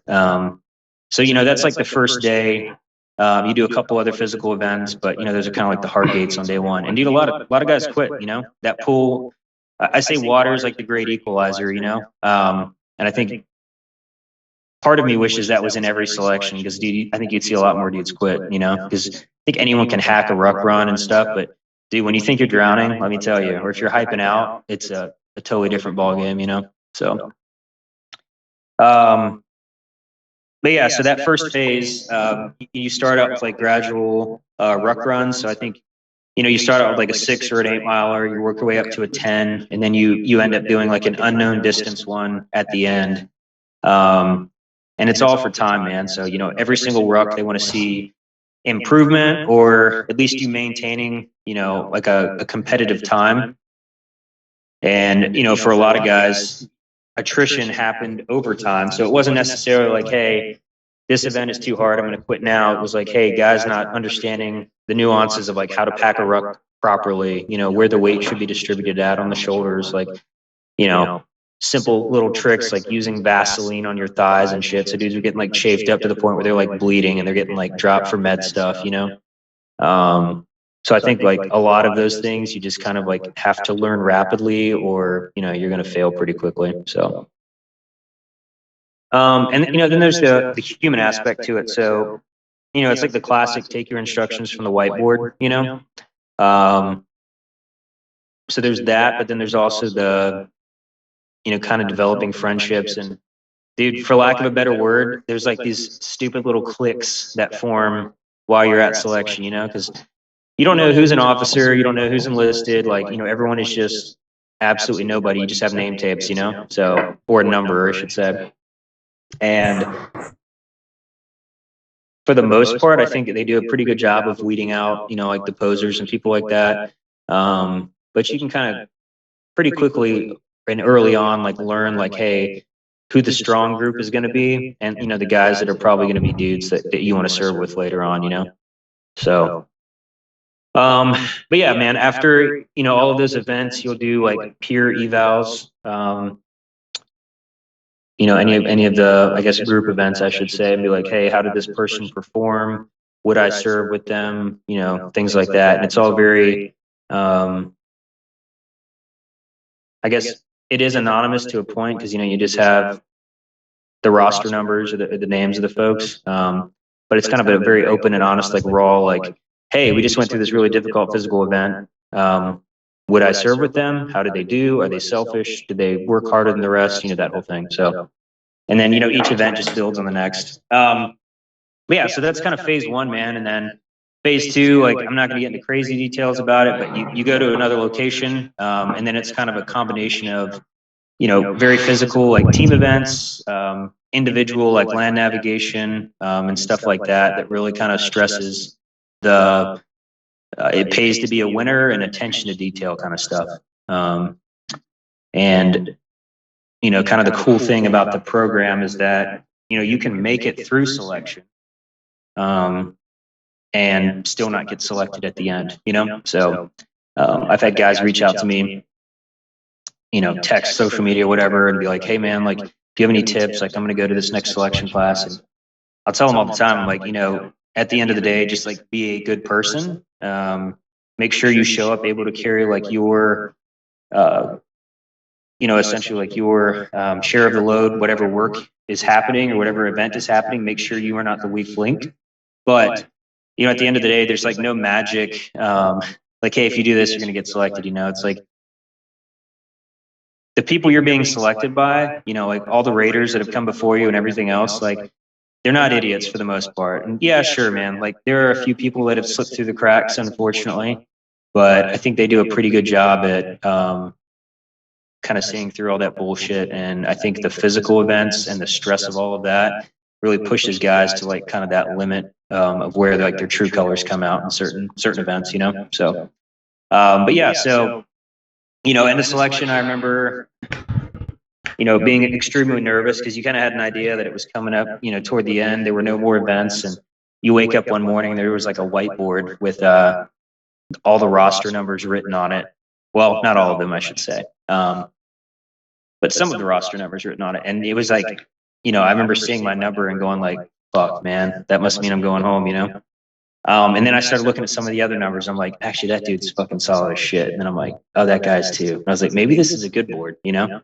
And then you all go to like this auditorium and they announce like, hey, if your number was on that whiteboard, stay here. If you're not, go back, pack your shit, and you know the buses will come back and take you home. So obviously a really good feeling, but I think the official attrition rate is like 46% or something like that. You know, I don't know how realistic that is at this point, but you know, that kind of goes into folks applying for the program, getting to selection, you know, dropping out day one or being disapproved for like, you know, medical reasons or whatever it is, down to like the folks making it through selection and then the folks that actually got selected, you know? So, but yeah, I don't know. You got any other questions on that specifically? I can go into some of it. I just don't want to, you know, like I said. I mean, if you want to elaborate, maybe on more interesting or challenging events that you went through during the pipeline that like stood out to you as unique, maybe. Yeah, so you're talking about like ITC, like the actual training pipeline after selection, or yeah. Just that course. Yeah, so after selection, you go, you know, you'll get like the individual training course, so ITC date, and then that course is about 9 months long. And once again, I think one of the kind of the cool, unique things, which I think it's probably very similar in SF, the peer evals that like don't stop until you finish everything, you know, from selection all the way through ITC. So, you know, I don't know, surprisingly or not surprisingly, there were a decent amount of officers that would get peered out of the pipeline after selection. And, you know, I think it was one of those things where I feel like a lot of guys to that point, like selection was like the peak of what they had done, you know? So you had some guys come in there with an ego or whatever it is. And then, you know, on top of that, you're checking into ITC, everybody's in like their alphas uniform. So, you know, it's the typical like stack watching and judging based on what you can see on ribbon racks and, you know, all that kind of bullshit. So, but the pipeline itself, man, so 9 months long, starts off with, at the time they called it phase 0. I think it technically is like, I'm not sure if they still integrated that with phase 1 or what it is now, but for us, it's like all the basic skills, right? So we're talking, you know, physical events still constantly. My proctor, I think he was a gunny then. But yeah, anyhow, Chuck is what we'll call him, but he was an absolute savage, dude. Every workout that he had us do in the mornings, he named after some like catastrophic, like Viking event, you know, like Ragnarok or whatever it was. And it was just like the worst possible time of your life. Now, it was cool because he did it with you, you know, so it wasn't one of those like, you know, do as I say, not as I do things. But dude, I mean, I remember like we did, you familiar with like the obstacle course, like the Marine Corps version of it or whatever? A little bit, but not too much. Okay. So, I mean, I'm trying to think off the top of my head, like there's a couple logs like you vault over, some like bars you got to climb through in a weird way, all this other shit, and then a rope climb at the end. And, you know, if you do this like twice through, you're usually pretty smoked. Well, he had it set up, you know, just to give an example of one of our PT sessions. I think it was about a 1,200 meter sprint, run, jog, whatever you wanted to call it, by the end of it. That you did, you came back, you ran it. I think you did a double O course, and then you ran that run again. But towards the end, he started having like, there were ammo cans, weights, sledgehammers and shit that you had to carry with you on the run. And I think you ended up doing the O course like a total of like 8 to 10 times. But it was just this, like every morning, you know, 3, 4 a.m. we'd be out there to start like a 2 to 3 hour, like just fucking suck fest before the day kicked off, you know? So, now to his credit, by the end of the pipeline, surprisingly enough, I think I was like in the best shape of my entire life. So, which is kind of surprising, but Yeah, so that was like the physical events.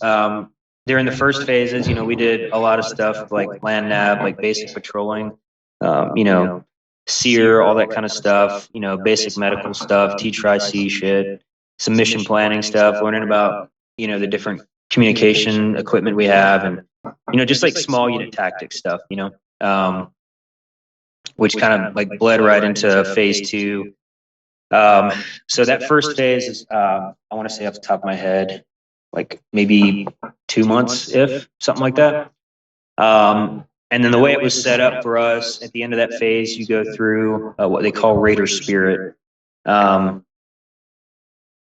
That is not a great time. So I think Ranger School has a similar week or something like that, or 2 weeks. But if you can imagine, like, I think it was like 10 days or something like that, but you're doing kind of PB operations and raids with minimal to no sleep. And it's just like back to back for that 10 days, you know? So, you know, at any point in time, like, guys can quit during the pipeline. So I think we initially started out with 4 teams of roughly 20 guys in each team. And I know there were some teams by the end of the 9 months that, you know, they were down to maybe like 14 dudes or whatever it was, you know? So even past selection, you know, there was a decent attrition rate on guys dropping out, you know? So, which, like I said, I think there's something to be said about that shared misery over time, and really understanding, like, hey, this is a guy that, you know, would legitimately give his life for me, and in any shitty situation still perform at a top level, you know? So, but yeah, and then going on into phase 2 and 3. So, you know, you go through stuff like maritime operations, you know, those small boats like the cricks and stuff, learning to fin for distance, you know, I'm talking like 2 and 5K fins, which I despise, man. I hate sharks, not afraid to admit it. Absolutely hate the ocean. So finning was not my favorite time, to be honest with you. Did you see any sharks out there, or? Dude, if I did, I blacked it out and blocked it out in my memory. But no, like, dude, I mean, I remember, you know, the instructors in the boats, safe and sound, those cocksuckers, but they'd be driving around as we're all out finning in the ocean, and you know, they'd joke like, "Hey, I think I saw a shark over there. Just keep finning, you'll be fine." You know, like, God damn. Yeah. But yeah, man. So you go through that phase. You know, one of the other phases too. You know, they're each about roughly like 2 months. Some of them are a little bit longer, but one of the other phases is like strictly like CQB stuff. So, you know, all of the marksmanship stuff with pistols and, you know, your M4s and stuff, and then working on house tactics and raids. So demolition, breaching, all that kind of stuff, you know. And then you move into kind of what is, I think now it's more focused on some surveillance things. So, you know, just learning the basics of all that kind of stuff, as far as like, you know, your green side R&S stuff, you know, like kind of snipers, bread and butter, and just getting everybody exposure to that kind of stuff. But at a baseline, I guess. And pretty much every phase like culminates with some exercise that's usually fairly physical, and everybody's graded on their individual actions throughout the phase, and then also on like their contribution to the team. Because throughout this, you know, you're put into varying levels of responsibility. So it's very structured, like once you get to a team. So, you know, you have your team commander, who's obviously one of the officers. You have the team chief, and then, you know, down to like the ops chiefs, 2 element leaders, and then the rest of the guys in the element. And throughout this pipeline, you rotate through those positions based on like performance, or like, hey, if you punted something out of the stands, you're probably going to do it again, you know? So, but it's kind of an interesting way to get everybody like acclimated to what a team is, you know, going to look like, without obviously, you know, being there yet. So, but yeah, and then it all culminates with, you know, I'm sure you're familiar with like Robin Sage with, you know, SF stuff, but we have our own version of that, that kind of fully immerses everybody into that scenario, to more of a irregular warfare, whatever you want to call it. And then after that, everybody, if you make it through, so I mean, dude, I'll be honest, like there was a couple guys like going through that phase, because a lot of that is once again like interpersonal skills, like being able to like think quickly and outside of the box, and like grasping like concepts that, you know, we call doctrine, but, you know, on the conventional side, you know, doctrine means like how a machine gun team like occupies a position, you know, like here it would be more like, hey, what if we got a horse trailer, you know, threw a bunch of operators in the back and went and did a raid here, you know, and take them by surprise, you know, shit like that you just don't typically do in certain areas. So, but you know, we had dudes up until the very end get recycled and sent back to like another phase or dropped completely based on their performance there. So I'd say throughout that pipeline, it's a fairly fair look at everybody. I don't think it's perfect by any means. This is just my opinion too, but you know, I think there's some officers now that you're seeing that, you know, as the wars have kind of died down. I know when I came through, the officer group that I went through with, dude, they were and still are some of my best friends and like absolute top performers. And, you know, just for me personally, for the organization, respect for me is something that I don't give quickly. And at the time, there were, I think, 5 or 6 officers in our graduating ITC class. And dude, they ended up being absolutely phenomenal, you know? And I think I do attribute some of that to like their time and experience in Afghan or Iraq or wherever they were at, you know? And I think one thing, kind of a shift we're seeing now is not of any fault of their own, but just kind of the lack of combat experience for some of the officers, and showing up to a team. And, you know, there's just like areas they have to grow quickly and kind of a steep learning curve, if that makes sense. But yeah, yeah, I think that's an issue that's gonna start plaguing even the enlisted side. Yeah, because a lot of those guys are getting out now, or they're moving to positions where they can't really influence, you know, how the average guy performs, you know. So, but just moving on, what did your role look like on a team, like versus what you were doing as a combat engineer on the reserve side? Yeah. So, after the pipeline, you obviously you go through 6 months of language, but prior to that, everyone has like a wish list coming out of ITC, and you kind of pick where you wanted to go. And at the time, first was obviously still out in California, and second and third were over here on the East Coast, the Marine Raider battalions. So I had always wanted to go to second, just because, you know, I was familiar with Afghan at that point, on a couple trips, and you know, that was like, I wanted to go back if possible, or somewhere in CENTCOM, whether that was Iraq or wherever, and second kind of held primacy over that. So, and it was on the East Coast, so kind of worked out perfectly for me. But yeah, I picked that, got it, and then based on that, you get assigned a language. So I did 6 months of Arabic, got to a team after that, and it kind of varies, man, because there are folks that will show up to their Raider battalion, and there'll be a company that's like short a couple guys. And so those new dudes will get like flushed straight to that company and go right into a workup, you know? For me, I think I had about 5 or 6 months to kind of school out before the company I was going to rotated back. So, you know, I ended up knocking out, you know, kind of all the basic schools that I wanted to, as far as like airborne, straight into military free fall. You know, some of the weapons courses, like our version of like the weapons sergeant's course, and, you know, stuff like that. So I was able to kind of get a lot of that shit out of the way. And, you know, by the time I got to a team, at least in my mind, I thought I was fairly well-rounded at the time. But, you know, you quickly learn that no matter what, you're definitely still the new guy, you know?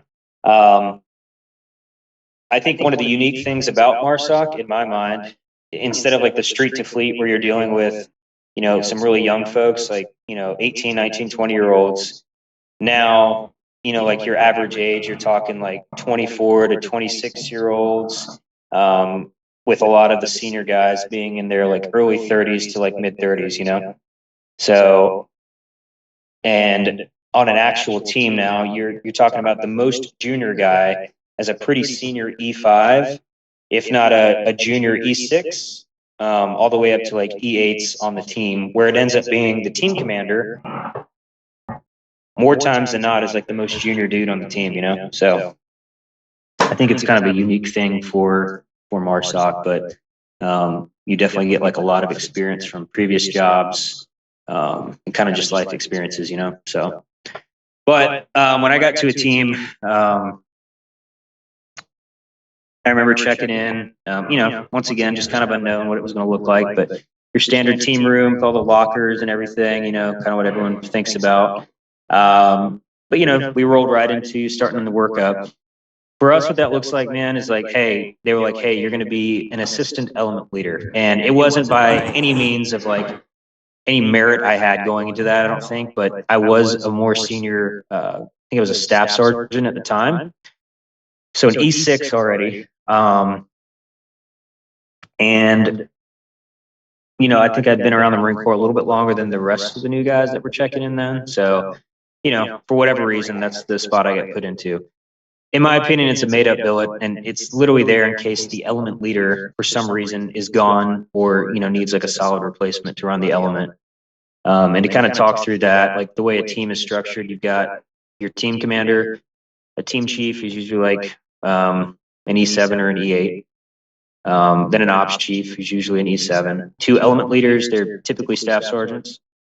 And then 3 dudes in his element and a couple medics on the team. So like usually between like 10 and 15 dudes, you know, as far as the actual operators go.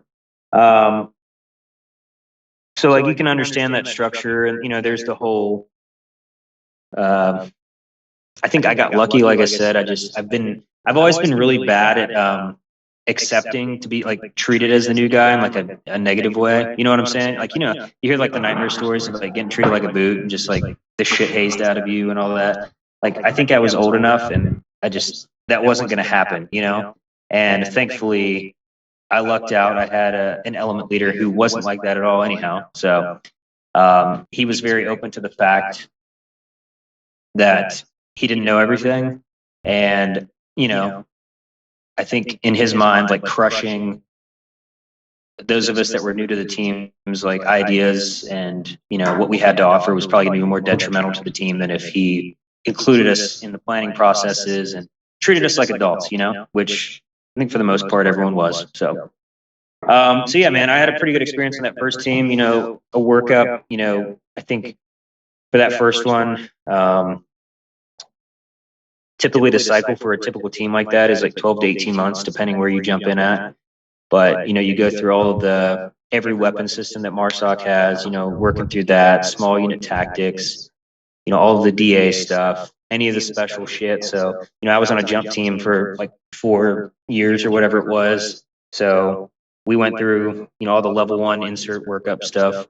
You know, it's like a 2 to 3 week advanced like free fall course with just your team. So learning all the canopy drills and,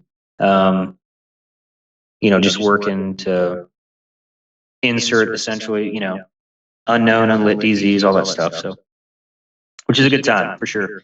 So yeah, we did a lot of jumping. I think the only static line jumps I've ever done was at airborne. So, which I'm not complaining about. Went straight to free fall after that, and definitely a blessing in disguise from what I can see. But, you know, outside of that, dude, there's like a lot of special schools you can go to, obviously, like on a team like that. And what we try to do now, or mimic at least, is each element can operate independently of each other, you know? So, you know, making sure everybody has like, you know, we had talked about like the weapons sergeants, the JTACs, you name it, you know? So, but yeah, that work up into deployment. That first team, they went to Iraq, and we did a couple of switcheroos here and there. So, you mentioned talking about, I guess, talking through like the most kinetic deployment. So I don't know if we want to. Okay, so 2019.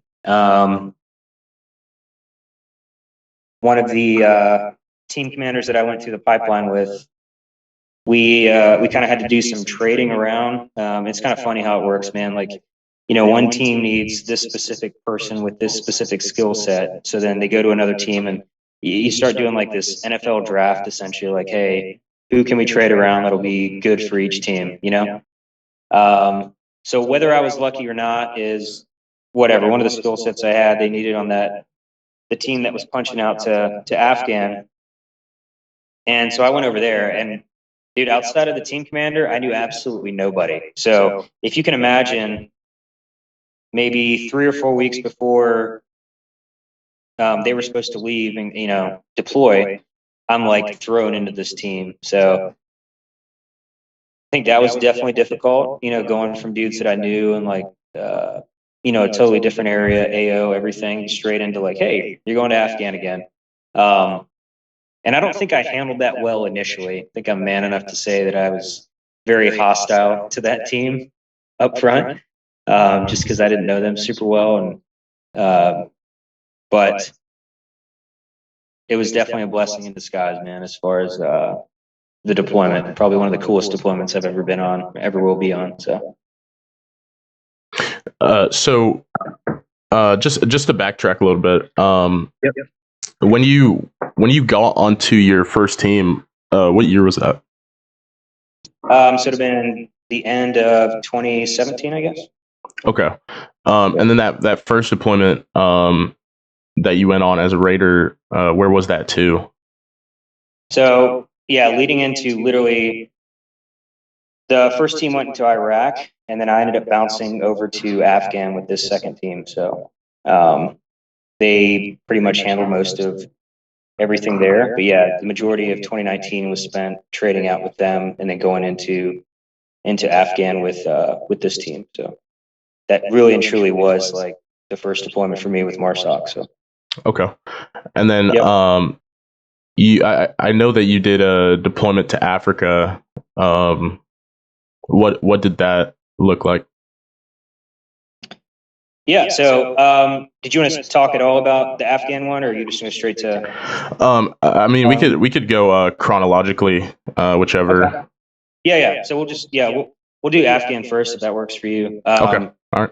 Yeah. So, kind of going into that, the only thing I really knew about the deployment from the guy I was working for, they just mentioned like the guys we were ripping out with were kind of the first Marine Special Operations team that had been in there for a decent amount of time. So they're there a few months. So if you can think about kind of the timeline and the political landscape as well, you kind of had the Trump administration starting to push for, a withdrawal out of Afghan. And going into it, our marching orders more or less were get the Taliban to the negotiating table by any means necessary, So whether anyone wants to admit it or not, I think what that looked like was, hey, let's spike the raids like crazy, kill as many bad guys as we can, and maybe that'll force them to realize, like, all right, we'll come to the negotiating table, establish a ceasefire, blah, blah, blah, blah, So when we got into country, that was kind of it, man. They were like, hey, you're going to be supporting here, like, I think it was Team BAF at the time, which I don't know how much you know about that, but dude, they had a pretty sweet setup there. I'm not going to lie. So we were out of a little camp called Bost, which was down in Helmand. I don't know if you're familiar with that area at all, but just, your typical Helmand province shithole, for lack of a better term. And we were kind of on a compound inside of the base. There was a conventional Marine unit there that they were kind of doing some advising role for some of their partner force dudes. And we just had a compound inside of that base. And then from there, falling under the umbrella, like I said, for Team BAF, they would just pass us target packages and we would go execute them. So kind of the beauty about that, man, is like the level of support that they have, falling under the umbrella of them, and especially with like JSOC helping that is I'll say this, I think it spoiled me for any future deployments, you know, that I was used to with the Marine Corps. And that's why I say, like, I think I was super lucky to get on that. But yeah, man, I mean, they would move heaven and earth for us to do raids, and every raid we did was a half, you know, so it was a helo raid of some type. And, you know, I think over the span of that 6 months, 7 months, whatever it was for the team, I think the total ended up being like close to like 55, you know, direct action helo raids. And quite a few of those were kinetic. So, I felt a little bad for our SF brethren out there, because a lot of them were doing gaffs and things like that. And, you know, just, you know, they planned for some operation for almost 2 weeks, and it would get shut down because of like air assets being shifted for either us or one of the, you know, Ranger strike platoons over at BAF, you know? So, but yeah, man, it was obviously a very busy deployment. I think General Donahue came out to see us a couple times, so that was interesting. But we were out of Bost there for a couple months. We get picked up out of there and kind of flown all over the country. You'd be in a different province every night, you know, just all over the place. And, you know, some of these were X landing, some of them were Y, but most of them were pretty close. So it was, like I said, I think it was a pretty rare experience from what, I mean, anything I'd ever done up to that point. And then, like I said, the level of support was cool. 160 has supported for a while, you know, like little birds overhead. Those guys were super fucking cool. So, but yeah, I know we had talked about too. So that deployment too, we had several guys get hit, but I don't know if you wanted to talk about the night that I kind of got yeeted by a DFC or anything, but yeah, we could speak on that. But just to backtrack a little bit, I know there's a lot of people who are interested in, you know, the JSOC side of things, and also what we were doing there, you know, post 2015-16. So when your team was working out of Bagram Airfield or BAF, what was that typical for a Marine Special Operations team, or were you guys working alongside you know, special missions units? What did that look like? Yeah, so no, I would say it's definitely not typical. I think we kind of established, you know, just through work ethic and like the results we were producing, and established before with the team that we replaced. I think they kind of saw like what we were capable of, and I think essentially just the level of support went up from there. So I'll say this, like the overarching umbrella of that task force, obviously JSOC ran and everything. They kind of gave us like freedom of movement there. You know, like I said, they would pass us 5 target packages, and we would execute, you know, all 5 in a row, you know, like, so 5 nights out or whatever, take a night off, 2 in a row, take a night off, 3 in a row, take a night off. And I think that might have, in my opinion, I think that separated us from some of the other units out there.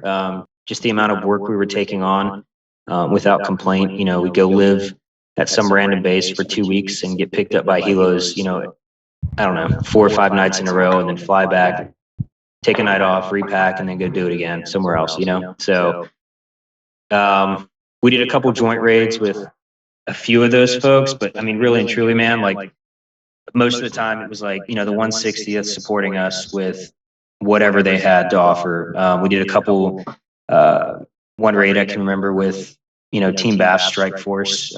We might've been separated by a couple clicks, but essentially it was like a SIMO raid on different compounds in 2 different little areas there. So,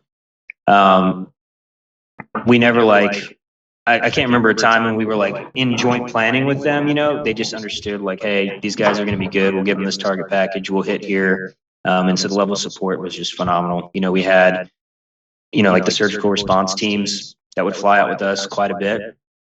Cause a lot of our, I guess the AOR we were kind of operating in was well outside of that golden hour. What we quoted from, hey, wherever the target site was, even like a helo flight was well outside of that hour. So they would attach one of their SRT teams with us, and also can't speak highly enough for them. They were definitely incredibly helpful many nights. So, but yeah, man, that was kind of the extent of it. I mean, they sent, as the deployment went on, they ended up sending even some of the Rangers down with us, and they integrated with us and went out on some raids with us too. So just kind of integrated with the team. So, but I think it was mostly like our results and stuff that kind of gave us that platform and generated some attention. Like I said, General Donahue coming out twice to see us, shit like that doesn't usually happen, I don't think, but it was unique for that time, but pretty cool opportunity for sure, man.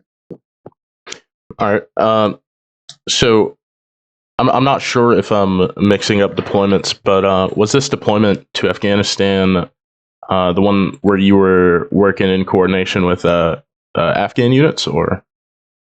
Yeah, so most of the time we're partnered with somebody, right? But yeah, we were partnered with, I think you and I have talked offline about this, so I don't know. We might not get into like specific unit names, but yeah, I think we're thinking of the same one. So yeah, of course.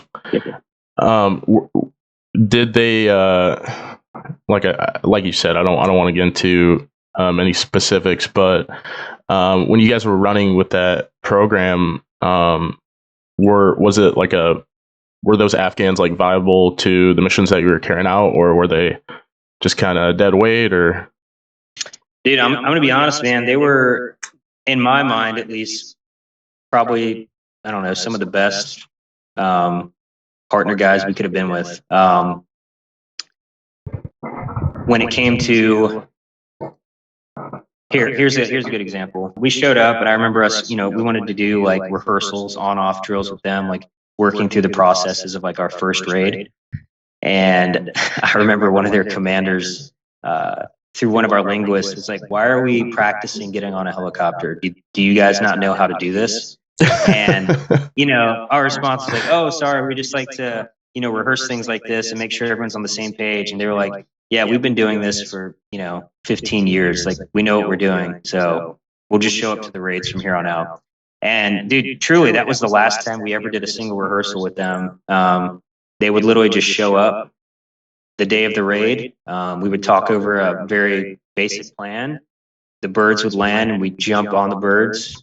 If it was an X landing, almost every landing was a brownout, because it's just how it is, man. Fucking moon dust from hell. You're like waiting till the birds take off so you can see. But if you lazed the door, these guys were pretty spot on. I mean, they were kind of broke down into assault elements, SSE elements, cordon forces, everything like that. So, at this point, they were pretty locked on as to their roles. Obviously, when things got kinetic, it still became one of those things where you would end up like, as the special operations guy there, whoever you were with, like it ended up being us pushing that fight. But, dude, I can't speak highly enough of them, honestly, as far as like who we could have possibly been partnered with, so pretty competent dudes. But yeah, man, I mean, as far as equipment and stuff, they all had, NVGs, like most of them had lasers on their guns. Like, they were a decently well-equipped force that we worked with. And, as the deployment went on, we tried to teach them some stuff, like a little extra on like land navigation and things like that, just in case they had more of an offset to a target site, just some of the other processes. But, as far as like an actual strike force, they were pretty solid as far as, that went. So not too bad. All right, man. So just a little bit more on that, if you don't mind.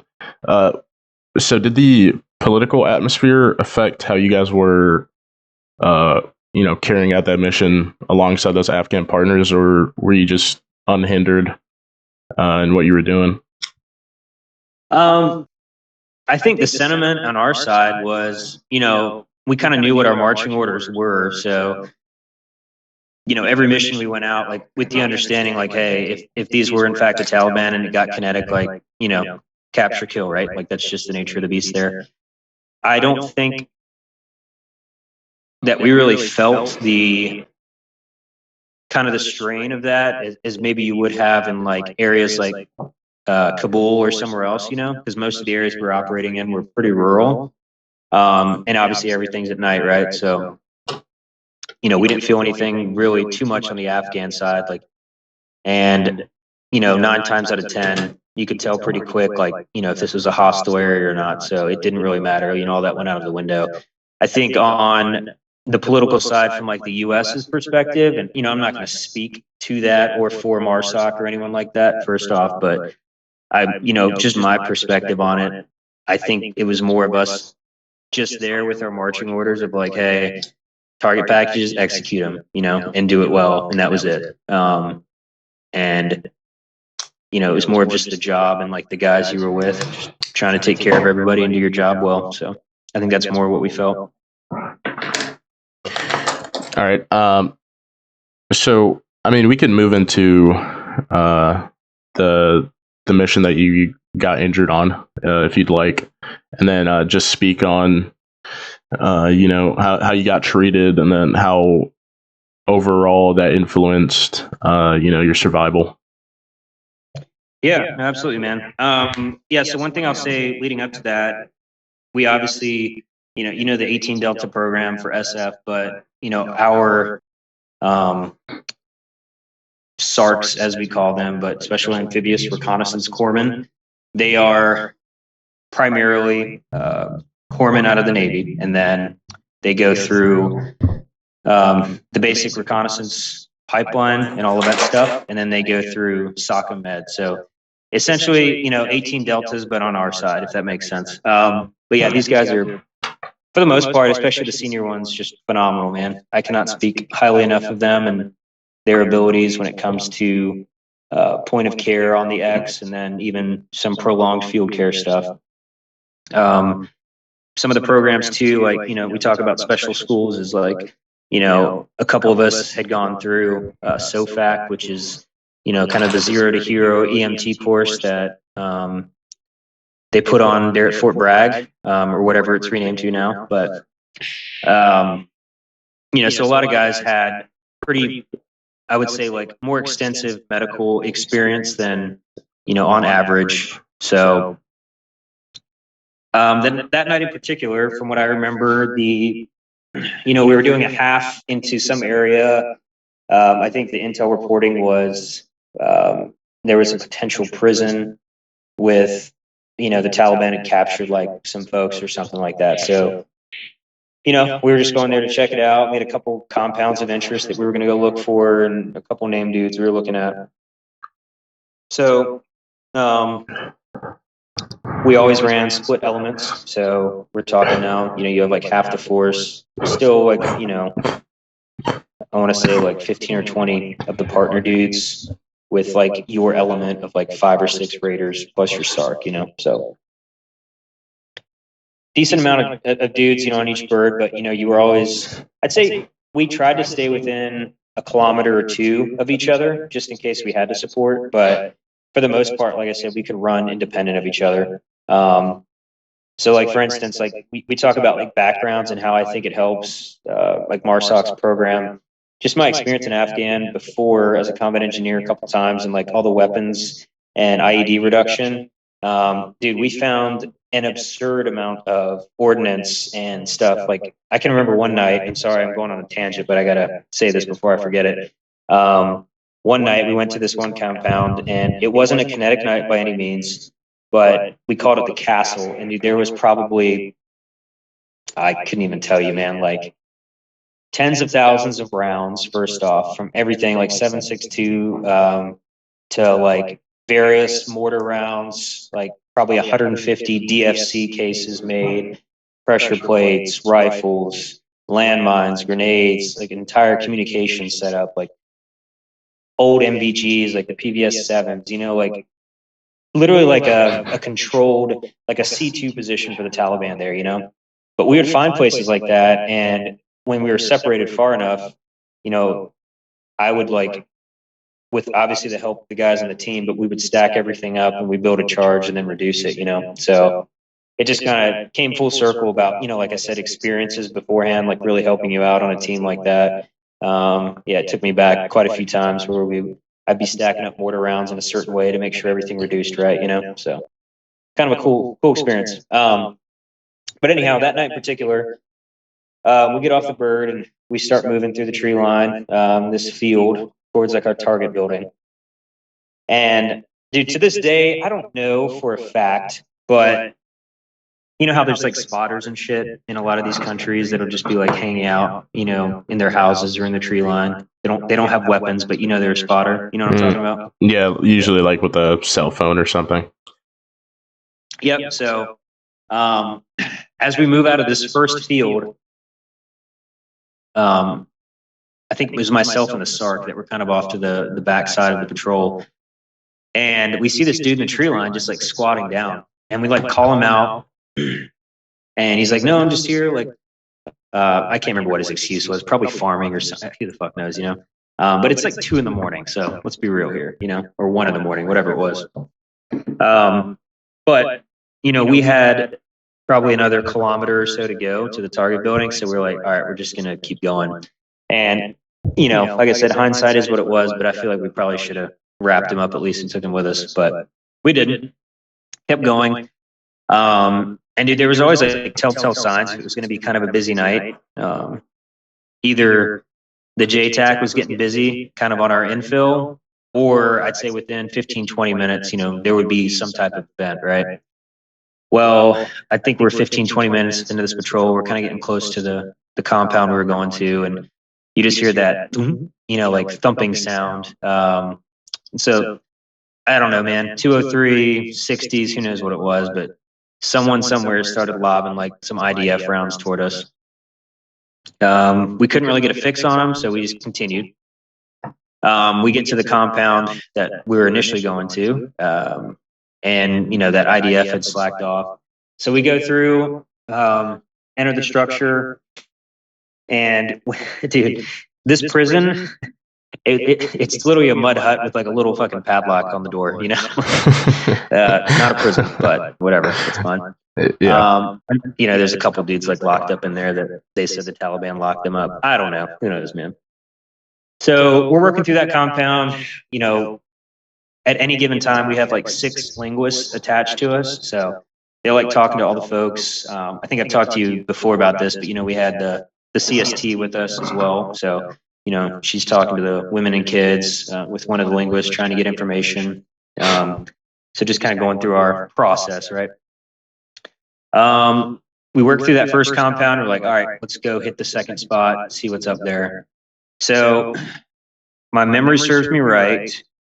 It is, I think, the dog handler, myself, and then one of the element leaders, and then the rest of the folks behind him. And we're moving up to this second compound. So we're running point. And as we get close to this compound, it's kind of like your standard Afghan one, right? So you can see there's like an external wall, 2 entrances, one leading in from the east side, one leading in from the west side, and then like a building in the center.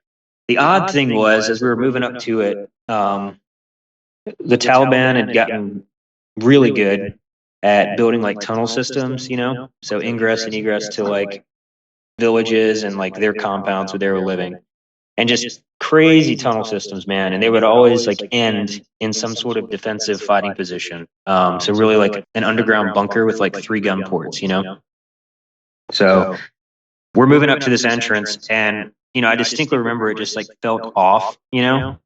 And we see this like bunker, but like we're like, I'm not exactly sure what that is, but we'll just keep an eye on it.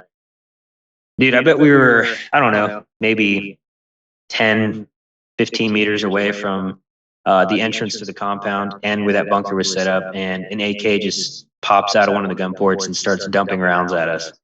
And I remember Ziggy, like the dog, like losing his shit and like dragging our dog handler back the other way. And, you know, the 3 of us are just engaging this tiny little gun port, you know, kind of a shit show, you know, right off the gate. And there was really nowhere for us to push, because like off of that, it kind of went up at a pretty steep, I guess, like elevation change up to like a plateau above that structure.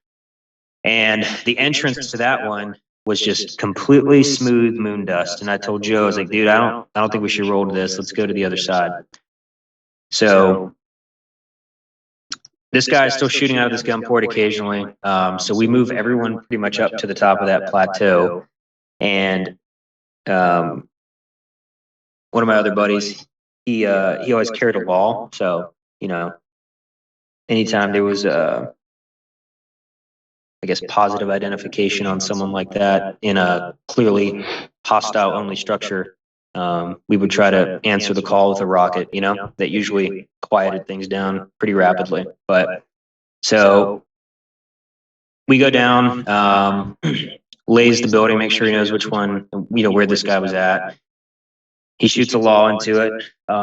Gunfire stops, obviously. And we were going to push back up to the plateau and kind of come up with a game plan how we're going to hit this building. So from what I remember, he had to like throw on his pack and some stuff. So I'm like, hey, I'm just going to cover your, you know, kind of movement up this hill. There's another entrance on this, you know, west side. There's 2 motorcycles like parked right out in front of the door. Like, it just feels off. I'm just going to go watch that door. So I push off to the corner of this building, and I'm probably like 2 feet off the corner of it. And I'll have to show you sometime, man. I got like video of it, so it's kind of fun watching yourself get yeeted every once in a while. But I'm holding on these bikes and this door, and you know, whether that's memory or me just seeing the video over and over, I do remember like a flash, kind of like head level. And in my mind, I think I thought someone like chucked a grenade over the wall or something, but they had built essentially this jug and a bunch of shit into the corner of this mud wall. You know, just had a bunch of shrapnel, metal, batteries, you name it, you know, a bunch of stuff built into it. So the IED clacks off, the other door detonates as well, where our initial breach point. So, you know, pretty sure they just had this whole thing rigged, honestly, the way it looked. So kind of glad we didn't go in that building. But so the blast happens. I remember like grabbing my face initially just to make sure I hadn't lost like my eyes, you know, definitely a surprise, like, oh fuck. You know, realized I was still alive and this probably was not the spot I should be standing at right now. So I started working my way back up the hill, and I remember my buddy, who was probably 15, 20 feet behind me that I was covering, you know, he yells my name. The element leaders across the field, he yells this other dude's name. It was like this hilarious, like 30-second, like, is everyone alive? You know? Yeah. So we get up to the top of the plateau, and they're like, dude, you good? And I remember Andy being like, bro, that fucking sucked. He's like, are you good? And I was like, yeah, I'm good. And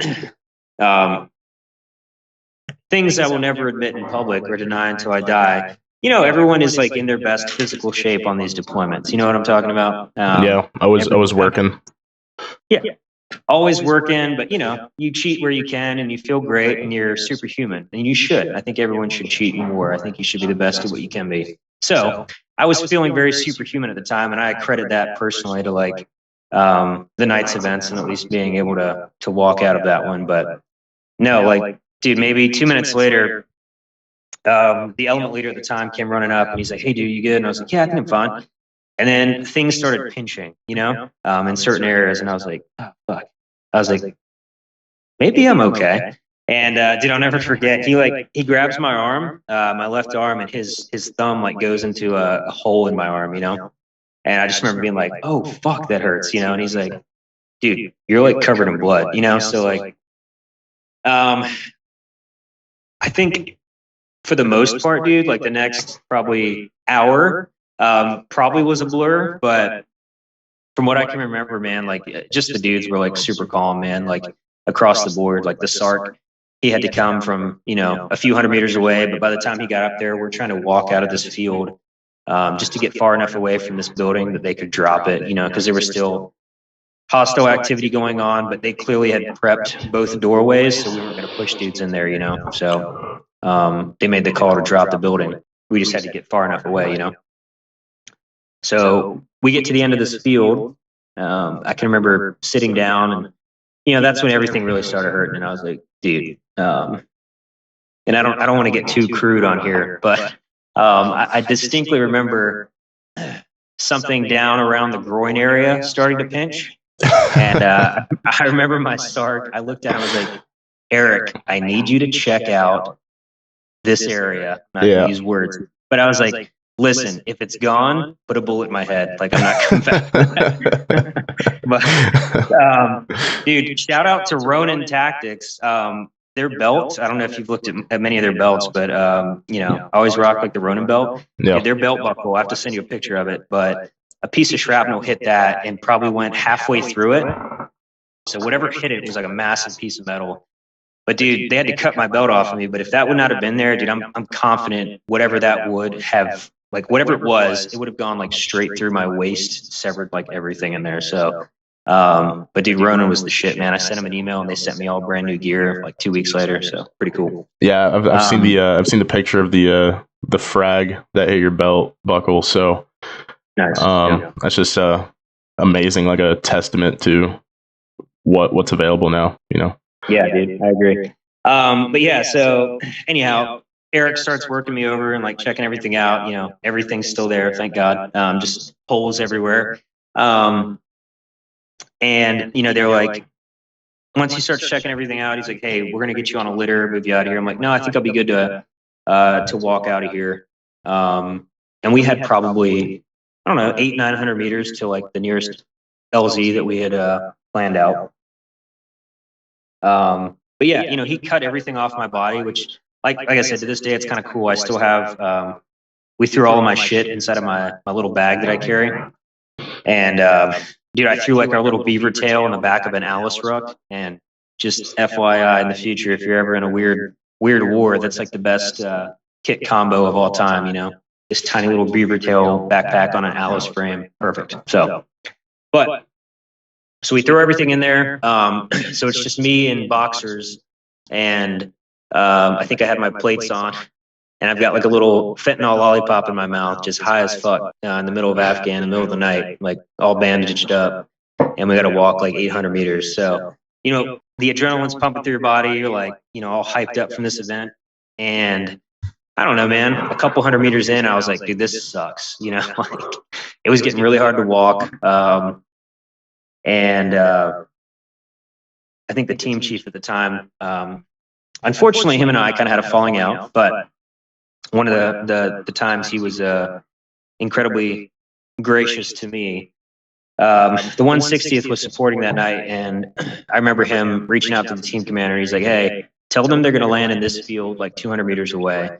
And I remember them coming over and be like, "Well, you can request it." He was like, "No, you're going to come here." He's like, "Derek's like can barely walk." So we make it to this field, man, and yeah, I mean, dude, like I said, kind of a blur. Like I remember us getting on the bird, and dude, huge shout out to the 160th dudes. Their medic on there, you know, he like drops a line on, you know, in me under nods, like just, I don't know. These guys are like phenomenal. You know, can't speak highly enough of them either. So, but yeah, him and our Sark, they're just working on me all the way to, I think we flew to, I think it was Tarin Kowt or something. They had like a smaller hospital there. So we get off and get to the hospital, and yeah, man, I would say like when you talk about survivability and all that stuff, like our Sarks across the board, dude, I have like the utmost faith in them. Probably very similar to, like I said, to the SF, like their 18 Deltas.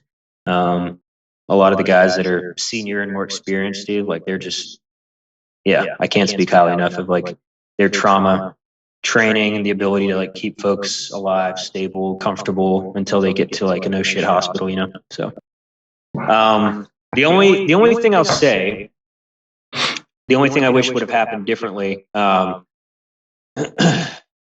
we got to the hospital, I remember them starting to scrub out, you know, some of like the larger holes and stuff. And that was obviously painful. I think Eric said I was being a little bitch, but whatever. At that point, I was fine with that, to be a little bitch. But dude, I remember the doctor saying, "Hey, you're gonna love me for this," and you know, dropped however much ketamine into my IV as you know you should. But I went into, I don't know if you're familiar with like K holes and stuff. A little bit. Yeah. So for whatever reason, man, like, I think they've done a lot of research since then, and before that, I'm sure, but occasionally under ketamine, right? Like, you can't feel anything, you're a little bit lucid, but occasionally you relive like a recent terrible experience over and over and over until you come out of it. So in that moment, as they're scrubbing all of my shit out and I'm like not there, I'm just reliving from what I can remember, the blast over and over. And dude, I could see the silhouettes of the people in the hospital room, but I couldn't move, couldn't say anything. And I was just in this horrible place, you know? And dude, I bet it lasted maybe like 10, 20 minutes. I don't know. I have no idea how long it lasted, but in my mind, dude, that was an eternity. So, I can just remember like the rest of the deployment being like, hey, if I get hit again, do not, under any circumstances, give me ketamine. That fucked me up. But yeah, man. So, you know, I think everyone reacts differently to injuries. I think by the time I came out of that, and you know, I was kind of bandaged up, just in that hospital room. You know, it was just me kind of in there. I had my phone on me. You know, I'd reached out to family, just let them know, hey, I'm good. The command's probably going to reach out to you with some ridiculous, like, scripted statement, but I'm alive, I'm well, you know, that whole thing. And yeah, man, I'll be honest with you. I do remember kind of probably like an hour or two after coming out of that sedation, for lack of a better term, and just sitting in the hospital room by myself. And, you know, it's probably like 4 a.m. by this point. And, you know, you kind of go to a pretty bad place for a little bit, like just kind of reliving like, holy shit, you know, like I should be dead right now kind of deal, you know? But I don't know, normal or not, I do remember that definitely had a moment in there. But yeah, after that, dude, we ended up flying to Kandahar. And at that hospital, you know, they kind of did all the testing and all that kind of stuff on me, as far as like the TBI stuff, doing, you know, various x-rays, like just plotting all the shrapnel, all that stuff. And one of the most uncomfortable things, I think at that point, like I was very sleep deprived, still in a decent amount of pain and just like irritated at that point. And I'll never forget this dude saying like, hey, I need you to like spread your cheeks, you know? I'm like, literally, it's like the closest I've ever been to like getting in a fight in a hospital bed, you know? I looked at Eric and I was like, dude, you better get him or I will. And he's like, Derek, they got to check one more time. Yeah. Talk about humiliation, you know, like at the end of all that, it's like, all right, just what else could go wrong at this point in my life? But yeah, dude, you know, they document everything. And then once again, things you look back, I guess you'd like to do differently, maybe in the hindsight being what it is. But I really thought, like, you know, the entire night I was like, hey, you know, in like 24 hours, I'm going to be back on a raid, you know, like I'm going to go back out, like I'll be good, you know? And I remember my sergeant like, dude, let's just give it a day. I think you'll feel differently about it tomorrow. So anyhow, I ended up leaving the hospital against probably most of the staff's like wishes and recommendations. And I was just going to fly back with the team that next night. And, you know, I collapsed on this cot in the middle of Kandahar in our like little base over there. And I remember waking up and dude, it felt like I got hit by a fucking semi. Like I'll never forget that feeling. Just like entire body wrecked, you know? And I just don't think like your body like realizes the trauma you just went through until, you know, you have time to kind of like chill out. The adrenaline wears off and all the medications and everything, you know? So, but yeah, we ended up flying back to Bost. And then I think I spent like 4 or 5 days, like trying to physically recover from it until I got back out on an op. And dude, I remember the first op I went out, you know, I'm like, I still got like bandages all over the place, still bleeding, you know, like I got the SARC, like changing my bandages once we get back. And, you know, I definitely think I probably jumped the gun a little too much on that. So, but yeah, that was kind of that night, I guess. So kind of an interesting time for sure. So just before we continue on, how would you say that, getting blown up, does that still affect you today? Like, surely that would have some sort of physical or psychological impact. Yeah. Once again, I think everyone handles things differently. Dude, I think I pissed a lot of people off. In the hospital, I think I dropped a picture on Instagram, just like a selfie that Eric took of me. Just like, hey, I'm good. Yeah. And there was no reference to like the task force we were supporting. But, if you knew me, you knew where I was. But I remember the command getting a hold of that. Dude, it turned into like this big ordeal for like 4 days. And I was not in a place to like really give a shit, because I'm medicated and also kind of just like in not a great place in my head. So I remember just like deactivating social media for a little bit, but probably not the right response. So I know everybody has like a different reaction to it. I was trying to be, I think, lighthearted up front with it. But yeah, I think past the initial physical damage, I a couple months later, I had a lot of issues with, some pretty like severe headaches and like, I don't know if you'd call it altitude sickness and stuff, but we would be on a raid kind of up north in the mountains and shit, and I would just be like throwing up constantly, like at the barracks we were staying at or wherever we're at, just like throwing up everything. Just like severe headaches and I don't know, man, just like weird memory lapse shit, just dumb stuff that you don't ever really think would happen. So I ended up coming back from that deployment about a month early, and went through, I don't know if you're familiar with the TBI program, Intrepid Spirit at all. Yeah, I've heard about it. I think on Sean Ryan's podcast, one of his guests mentioned it. Yep. So I went through that. Kind of the cool thing is I went through with a couple Rangers that were with us on one of our joint ops.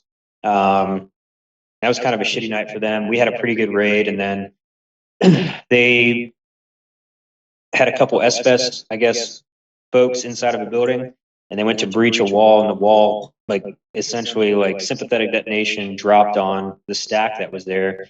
And that night, like, that platoon, they had like 11 casualties. So, but he was one of the guys that got pretty messed up from it. So, but yeah, just small world, man. I get back into this Intrepid Spirit class with like 6 various special operators. He was one of them out of Bragg. So, but yeah, small world. But yeah, I came back, went through that. I would say past that,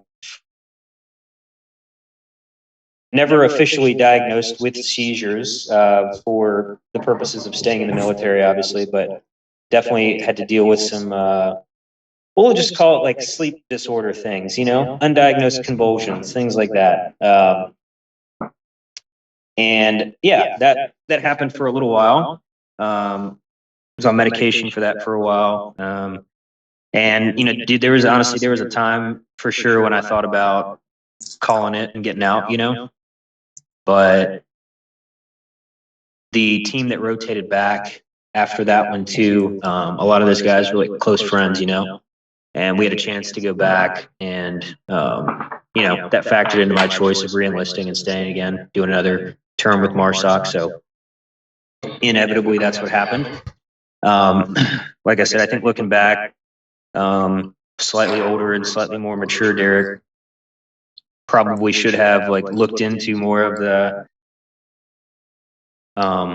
medical side of things, as far as continuing on with that stuff. But I think when you want to keep working like that and keep getting after it, it's kind of hard to turn it off, So, but yeah, I had quite a few surgeries to remove metal and stuff that was near my spine, and just random floating pieces of stuff. I mean, dude, like a few months ago, at the regiment, I just had, the doctor, he cut open my arm because there was like something sticking out of it. And, it was a pretty decent sized piece of glass, but I was tired of waking up every night, like blood on my sheets with this stupid thing sticking out of my arm. So, just lasting thank you notes from the Taliban. So, but yeah, man, I think, like I said, I think it affects everyone differently. I think for the most part, I've been gifted with the ability to kind of compartmentalize things and it is an event that happened, and I think I've been very lucky in comparison to a lot of my friends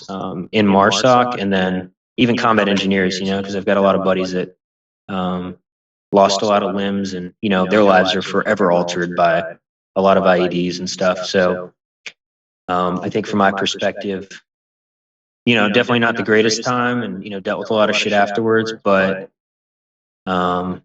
in perspective to some of the other folks, I think I'm very blessed and very lucky, man, to be able to keep doing what I'm doing now, so maybe down the line that'll change, but I think that's where I'm at with it now. So all right, man. So yeah, I know the IED threat changed a lot of doctrine, and also, I mean, a lot of people's lives. So it's good to hear that there's definitely like survivability aspect, because you always hear about IEDs and someone's always dead, right? Or they always lose their legs. So it's good to hear that a guy got blown up and walked off, right? Yeah. So if you wanted to go into the next deployment, if that's Africa, and then after that maybe your most recent deployments, and then we'll just move on from there. Yeah, so I mean, really and truly, man, the next like rotations really were some shorter ones in throughout like the African continent. So we did, probably pretty much like any SF unit, we do some training missions as well. So we bounced around, like, we went to Egypt and did a couple training evolutions there with them. And so when I say deployment cycles, like, some people count those, not everyone does. I don't personally, but whatever. Egypt was kind of a cool time. So got to jump out there. That was pretty neat. Go see the pyramids, ride some horses around. But very much like a partner training thing, just like working with partner forces and kind of trying to take what you can from other soft units in other countries and, give back to them as well. So Senegal. So yeah, we did a couple things in Africa. So we're in obviously quite a few places there, but me specifically, I remember working with some of their guys over there, just kind of training them up on protection and small unit tactics and things like that. And I guess in the nature of that, like talking through the different partner forces and kind of their levels of proficiency that you deal with. Honestly, man, like since Afghan, like when it comes to like kinetic stuff, that's probably like the best group I've ever worked with. Going into Africa, like those dudes were awesome, but just kind of where they're at with things, it definitely wasn't the same level, And I can't speak to everything. I'm sure they've developed far beyond like when I was there. But it's just different, I guess. So, but yeah, one of the most recent ones we'll just talk about. We did like a couple months in Dakar, and definitely not kinetic at all. It was more of we'll call it a training exchange there, where we get to go out, kind of do our own thing, but primarily working with the GIGN there. Phenomenal group of dudes, by the way. I can think back to some of the training stuff we did with them, with like Krav Maga and stuff. Dude, these dudes don't fuck around. Like, if there was someone I would not want to be in a fist fight with, it'd be one of those guys. So, but pretty hard group of guys. But yeah, man, we on that deployment specifically, we had like, I guess like a hotel, it was like team houses and stuff, and it was kind of very outside of the norm of anything I've been used to before. I was always used to like a very austere environment, kinetic situations, and just your typical CENTCOM deployment. This was, hey, you're living in a city, literally in a hotel, training these guys, working with them every day, driving around in plain clothes and just like kind of being one with this city essentially while doing some other stuff. So it was a different experience. I think I've learned a lot from that. The fact that you kind of just have to get into a different rhythm, you know? So, you know, on the weekends we're out like spearfishing, and then in the middle of the week you're up near the border, like training with these guys or whatever you're doing, you know? So it was kind of a cool mix of both. But yeah, man, I'd say night and day from what I've dealt with before in Afghanistan and stuff like that. So just a different world. We did a lot of protection work with them. So, you know, some of the specialty things you'll do working with outside agencies like Department of State, you know, they're one of their sections, they deal with protection a lot, and that's really what they're good at. So my team, we went through that program, I think twice at that point. So we taught, you know, the GIGN and tried to like further their protection abilities, and ended up essentially doing that with some like French diplomats over there. So stuff like that was kind of cool and new, but just very different from what I was used to as far as, you know, the special operations work and your typical like direct action stuff, you know. But yeah, that deployment was honestly, that last one was very chill, man. The team ended up going to, I think, Macedonia or somewhere there next. And then I ended up getting a couple surgeries and stuff the next couple years. So, but yeah. I don't know if you have any other questions or anything you want to cover for that. I mean, I don't really have anything in specific. I would just say, were there any major differences, just in general, overall, between Afghanistan and Africa that you know, that gave your team specific challenges? Or yeah, so I think for that specifically, those two that I was referencing, you know, you're going from a kinetic and, you know, not permissive environment to, hey, like 95%, if not 99% of these folks are friendly and, you know, to the US. And so trying to switch that off, you know, there's always that edge about it, right? Guys are in another country, you know, everyone's a threat, you know, all this stuff that you're taught. But in reality, a lot of the times it's not the case in some of these areas. Not to say that, you know, you should become complacent and forget where you're at. But I think that was a big challenge, is kind of toning everything down and realizing that this was not Afghanistan or Iraq or wherever. You know, this was a very permissive country that was friendly to the US, and, you know, anything we did, we just had to kind of balance off of that. So just trying to focus more on the training side of things with your partner force, and understanding, like, you know, you weren't there to conduct raids and do all that kind of stuff, you know. So, but yeah, I think that's definitely challenging, is kind of trying to flip that switch, you know, when you go to a different area like that, for sure. So would you say that I mean, like I said, I don't want to get too deep into specifics here, but would you say that Africa is opening up like more as an alleyway for MARSOC, but also the rest of SOCOM as well? Yeah, I mean, without getting into specifics, dude, I think you know, it's probably OSIN at this point. But I mean, hell, you can look at like what the news like a couple days ago, yesterday even, with the evacuation and stuff, you know, with Sudan and what all is going down there. I mean, I think you will probably, and you are seeing the shift from your typical CENTCOM areas. And, you know, there's obviously going to be work in Africa and across the board. So, but yeah, I don't know. It's kind of hard to talk about that without going into specifics. But yeah, man, I think, you know, there's probably going to be more work everywhere, but I don't think you're far off on that. That makes sense.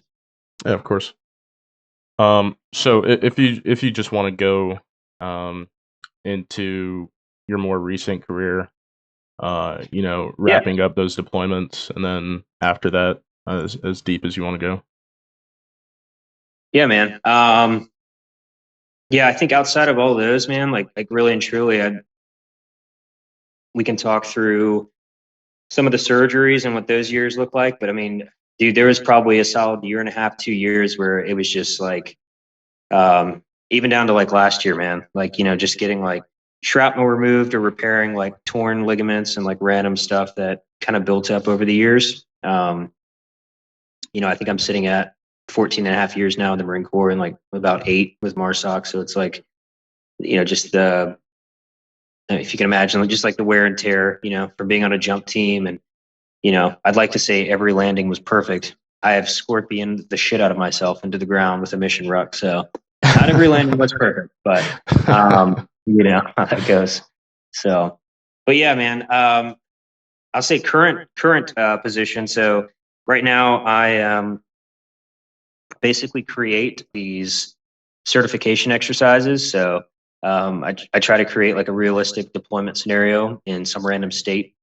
And the idea is for our teams and companies to have to go deploy and kind of work through a couple weeks of essentially a mock deployment. Which I was going to extend the invite to you at some point if you want to come watch it at some point, man. It's a pretty cool experience if you were around Fort Lee, but just kind of an eye-opening experience into like what happens and how guys are like training realistically for all of their areas of operations and stuff they're going to be doing. But yeah, so dude, really and truly, man, this was supposed to be kind of a break for me.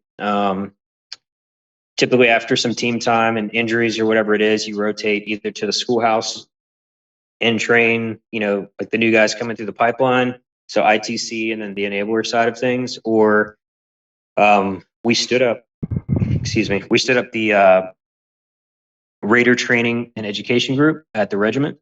And what that became is for all 3 battalions, working them essentially through their training workup up to a deployment and all the exercises that happen. So I run the entire exercise section, and what turned into like, hey, Derek, this is going to be your break, has turned into, me traveling every other week to another state to try and build these things out, and then run them all back to back. So it has been interesting to say the least, but I think one of the coolest things is at least being able to set up like the most realistic training possible for our guys. And then, kind of being on the other side and critiquing dudes coming through and, hopefully imparting any small amount of knowledge that I have for being in this career onto some of those folks. So, but yeah, that's kind of where I'm at now, man. Just running these exercises and planning them. So full circle, I guess. Yeah, man. Just before we get into the last portion, just to backtrack a little bit.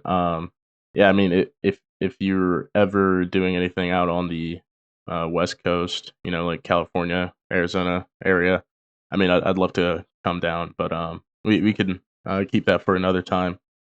Yeah, absolutely.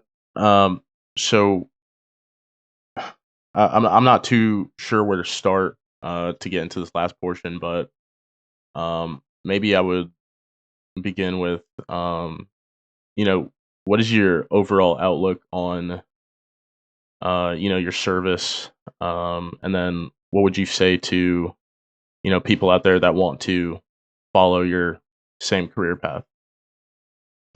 Yeah. I think we talked about it briefly at the beginning. I think I am at the core. I think I am genuinely proud of like joining the military. I think coming over to MARSOC, it's very hard not to get jaded towards the conventional Marine Corps. And I say that not to like talk shit about any of them, because I have a lot of friends that, are infantry and, you name it, in various jobs. I think one of the issues that you see, like if you look at SF, you've got first sergeants and sergeants major and those folks that are legitimately, Green Berets that have worked their way through the pipeline, like no shit team guys. I think, just my opinion, but one of the issues we still suffer from, and I'm sure I'll hear from this from the command if they ever get a hold of this, but we have first sergeants and other E9s that are not raiders that rotate into the command as like an administrative role. And a lot of that is kind of like, in my opinion, very conventional Marine Corps. It's very hard for them sometimes to like integrate into what we do. So, when you have an E8 who is a raider, so a master sergeant, and then E9s, master gunnery sergeants that are subject matter experts in the art of warfare and small unit tactics and absolutely phenomenal at their job. And then you've got this first sergeant that comes in and he's concerned about haircuts and uniforms. And you can kind of see how that would affect some of the dynamics on a team and in a company. So I think my personal opinion on the service, like, dude, I'm a huge fan of the ability to, or I guess I should say the restrictions on folks not coming into MARSOC street to fleet. But what I do hope in the future happens is that there's a way for MARSOC to kind of completely separate from the Marine Corps and strictly, kind of focus on the Special Operations Command aspect of it. Because I think we still have too many ties, too many gaps, and just that overlap, which, like I said, some people love. But in my mind, I think that does hamstring us sometimes. Now, to anyone that's going to, consider going the same path that I did, I think it is unfortunate, but I believe they have shut down the reserves to applying for the program as far as selection.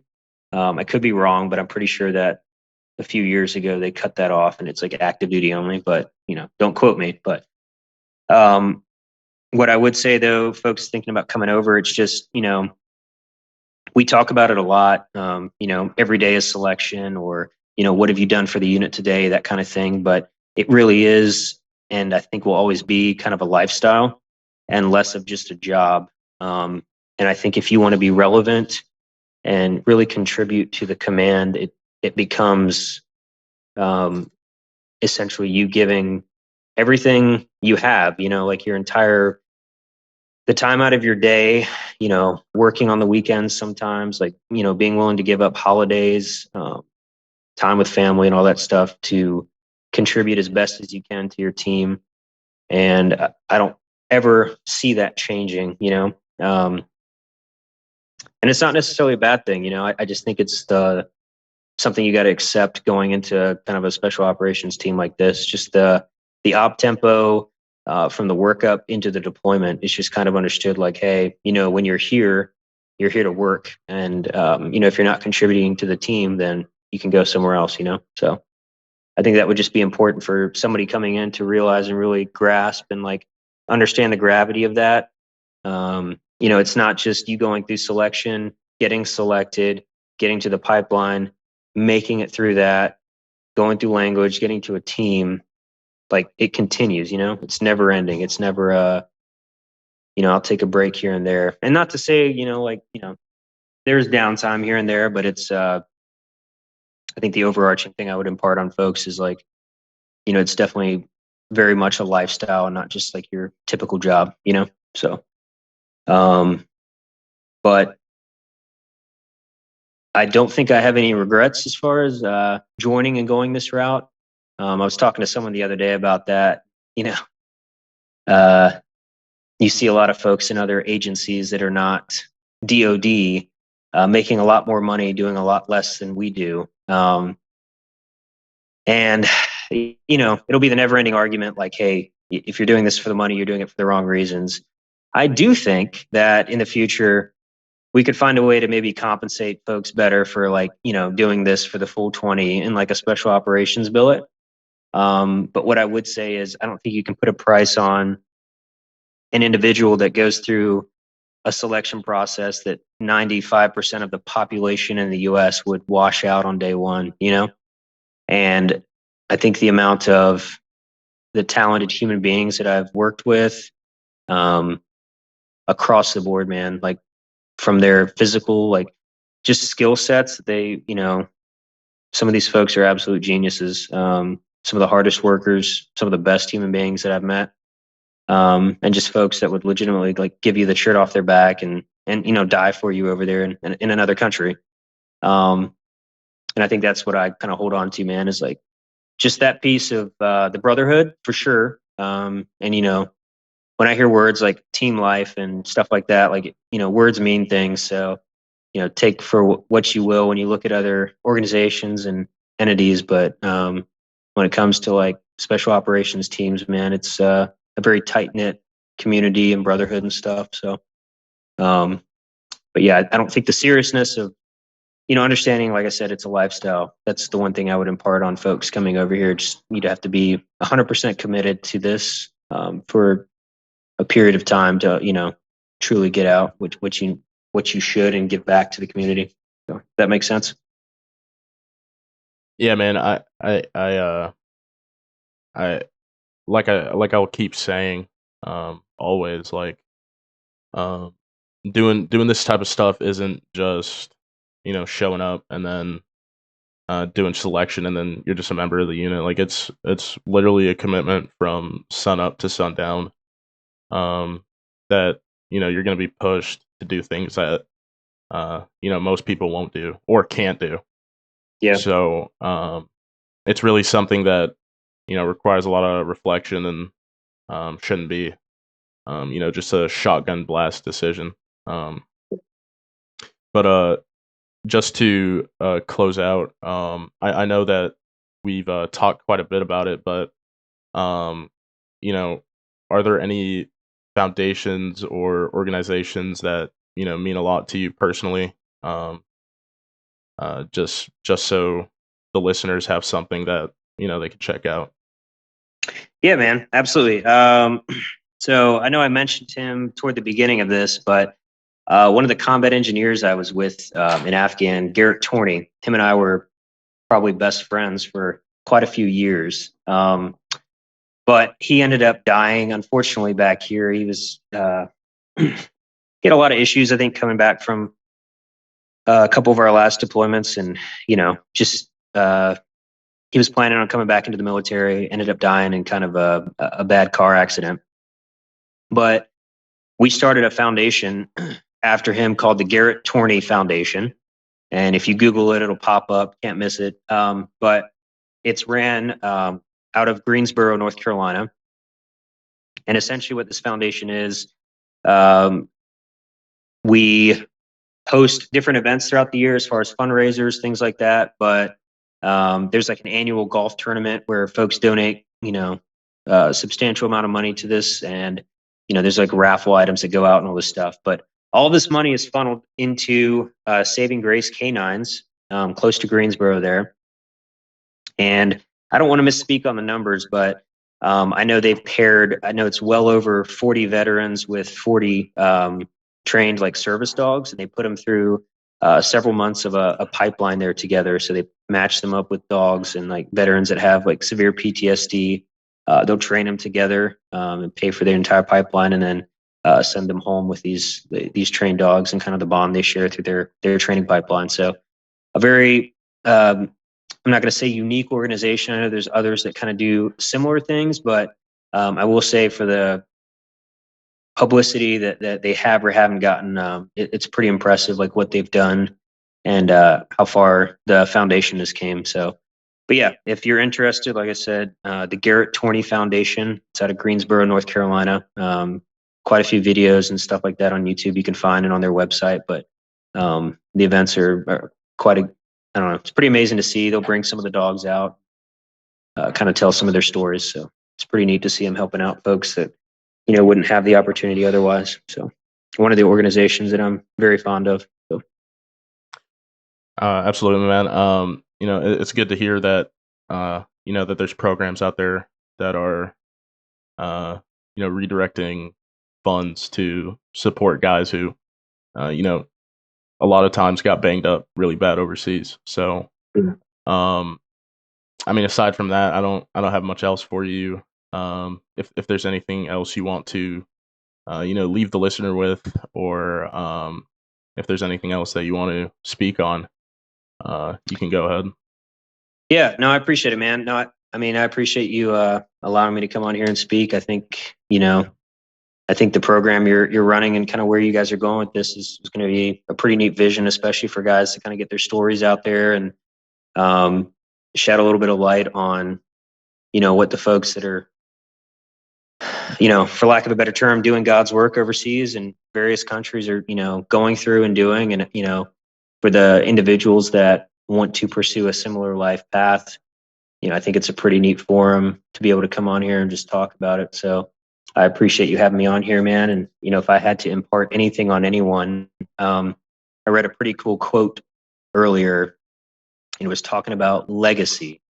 And it's like, it's not what you have done in your life that you're leaving behind, but it's everything you're imparting on to the people that have worked with you and for you, and how they continue that. So if I had to impart anything on anybody, man, I would just say, if you're thinking about a similar path in special operations, it truly is about the person you are at heart, how much you care about the guys you work with, and what you are giving them every day and leaving them with to take care of the guys that come after you.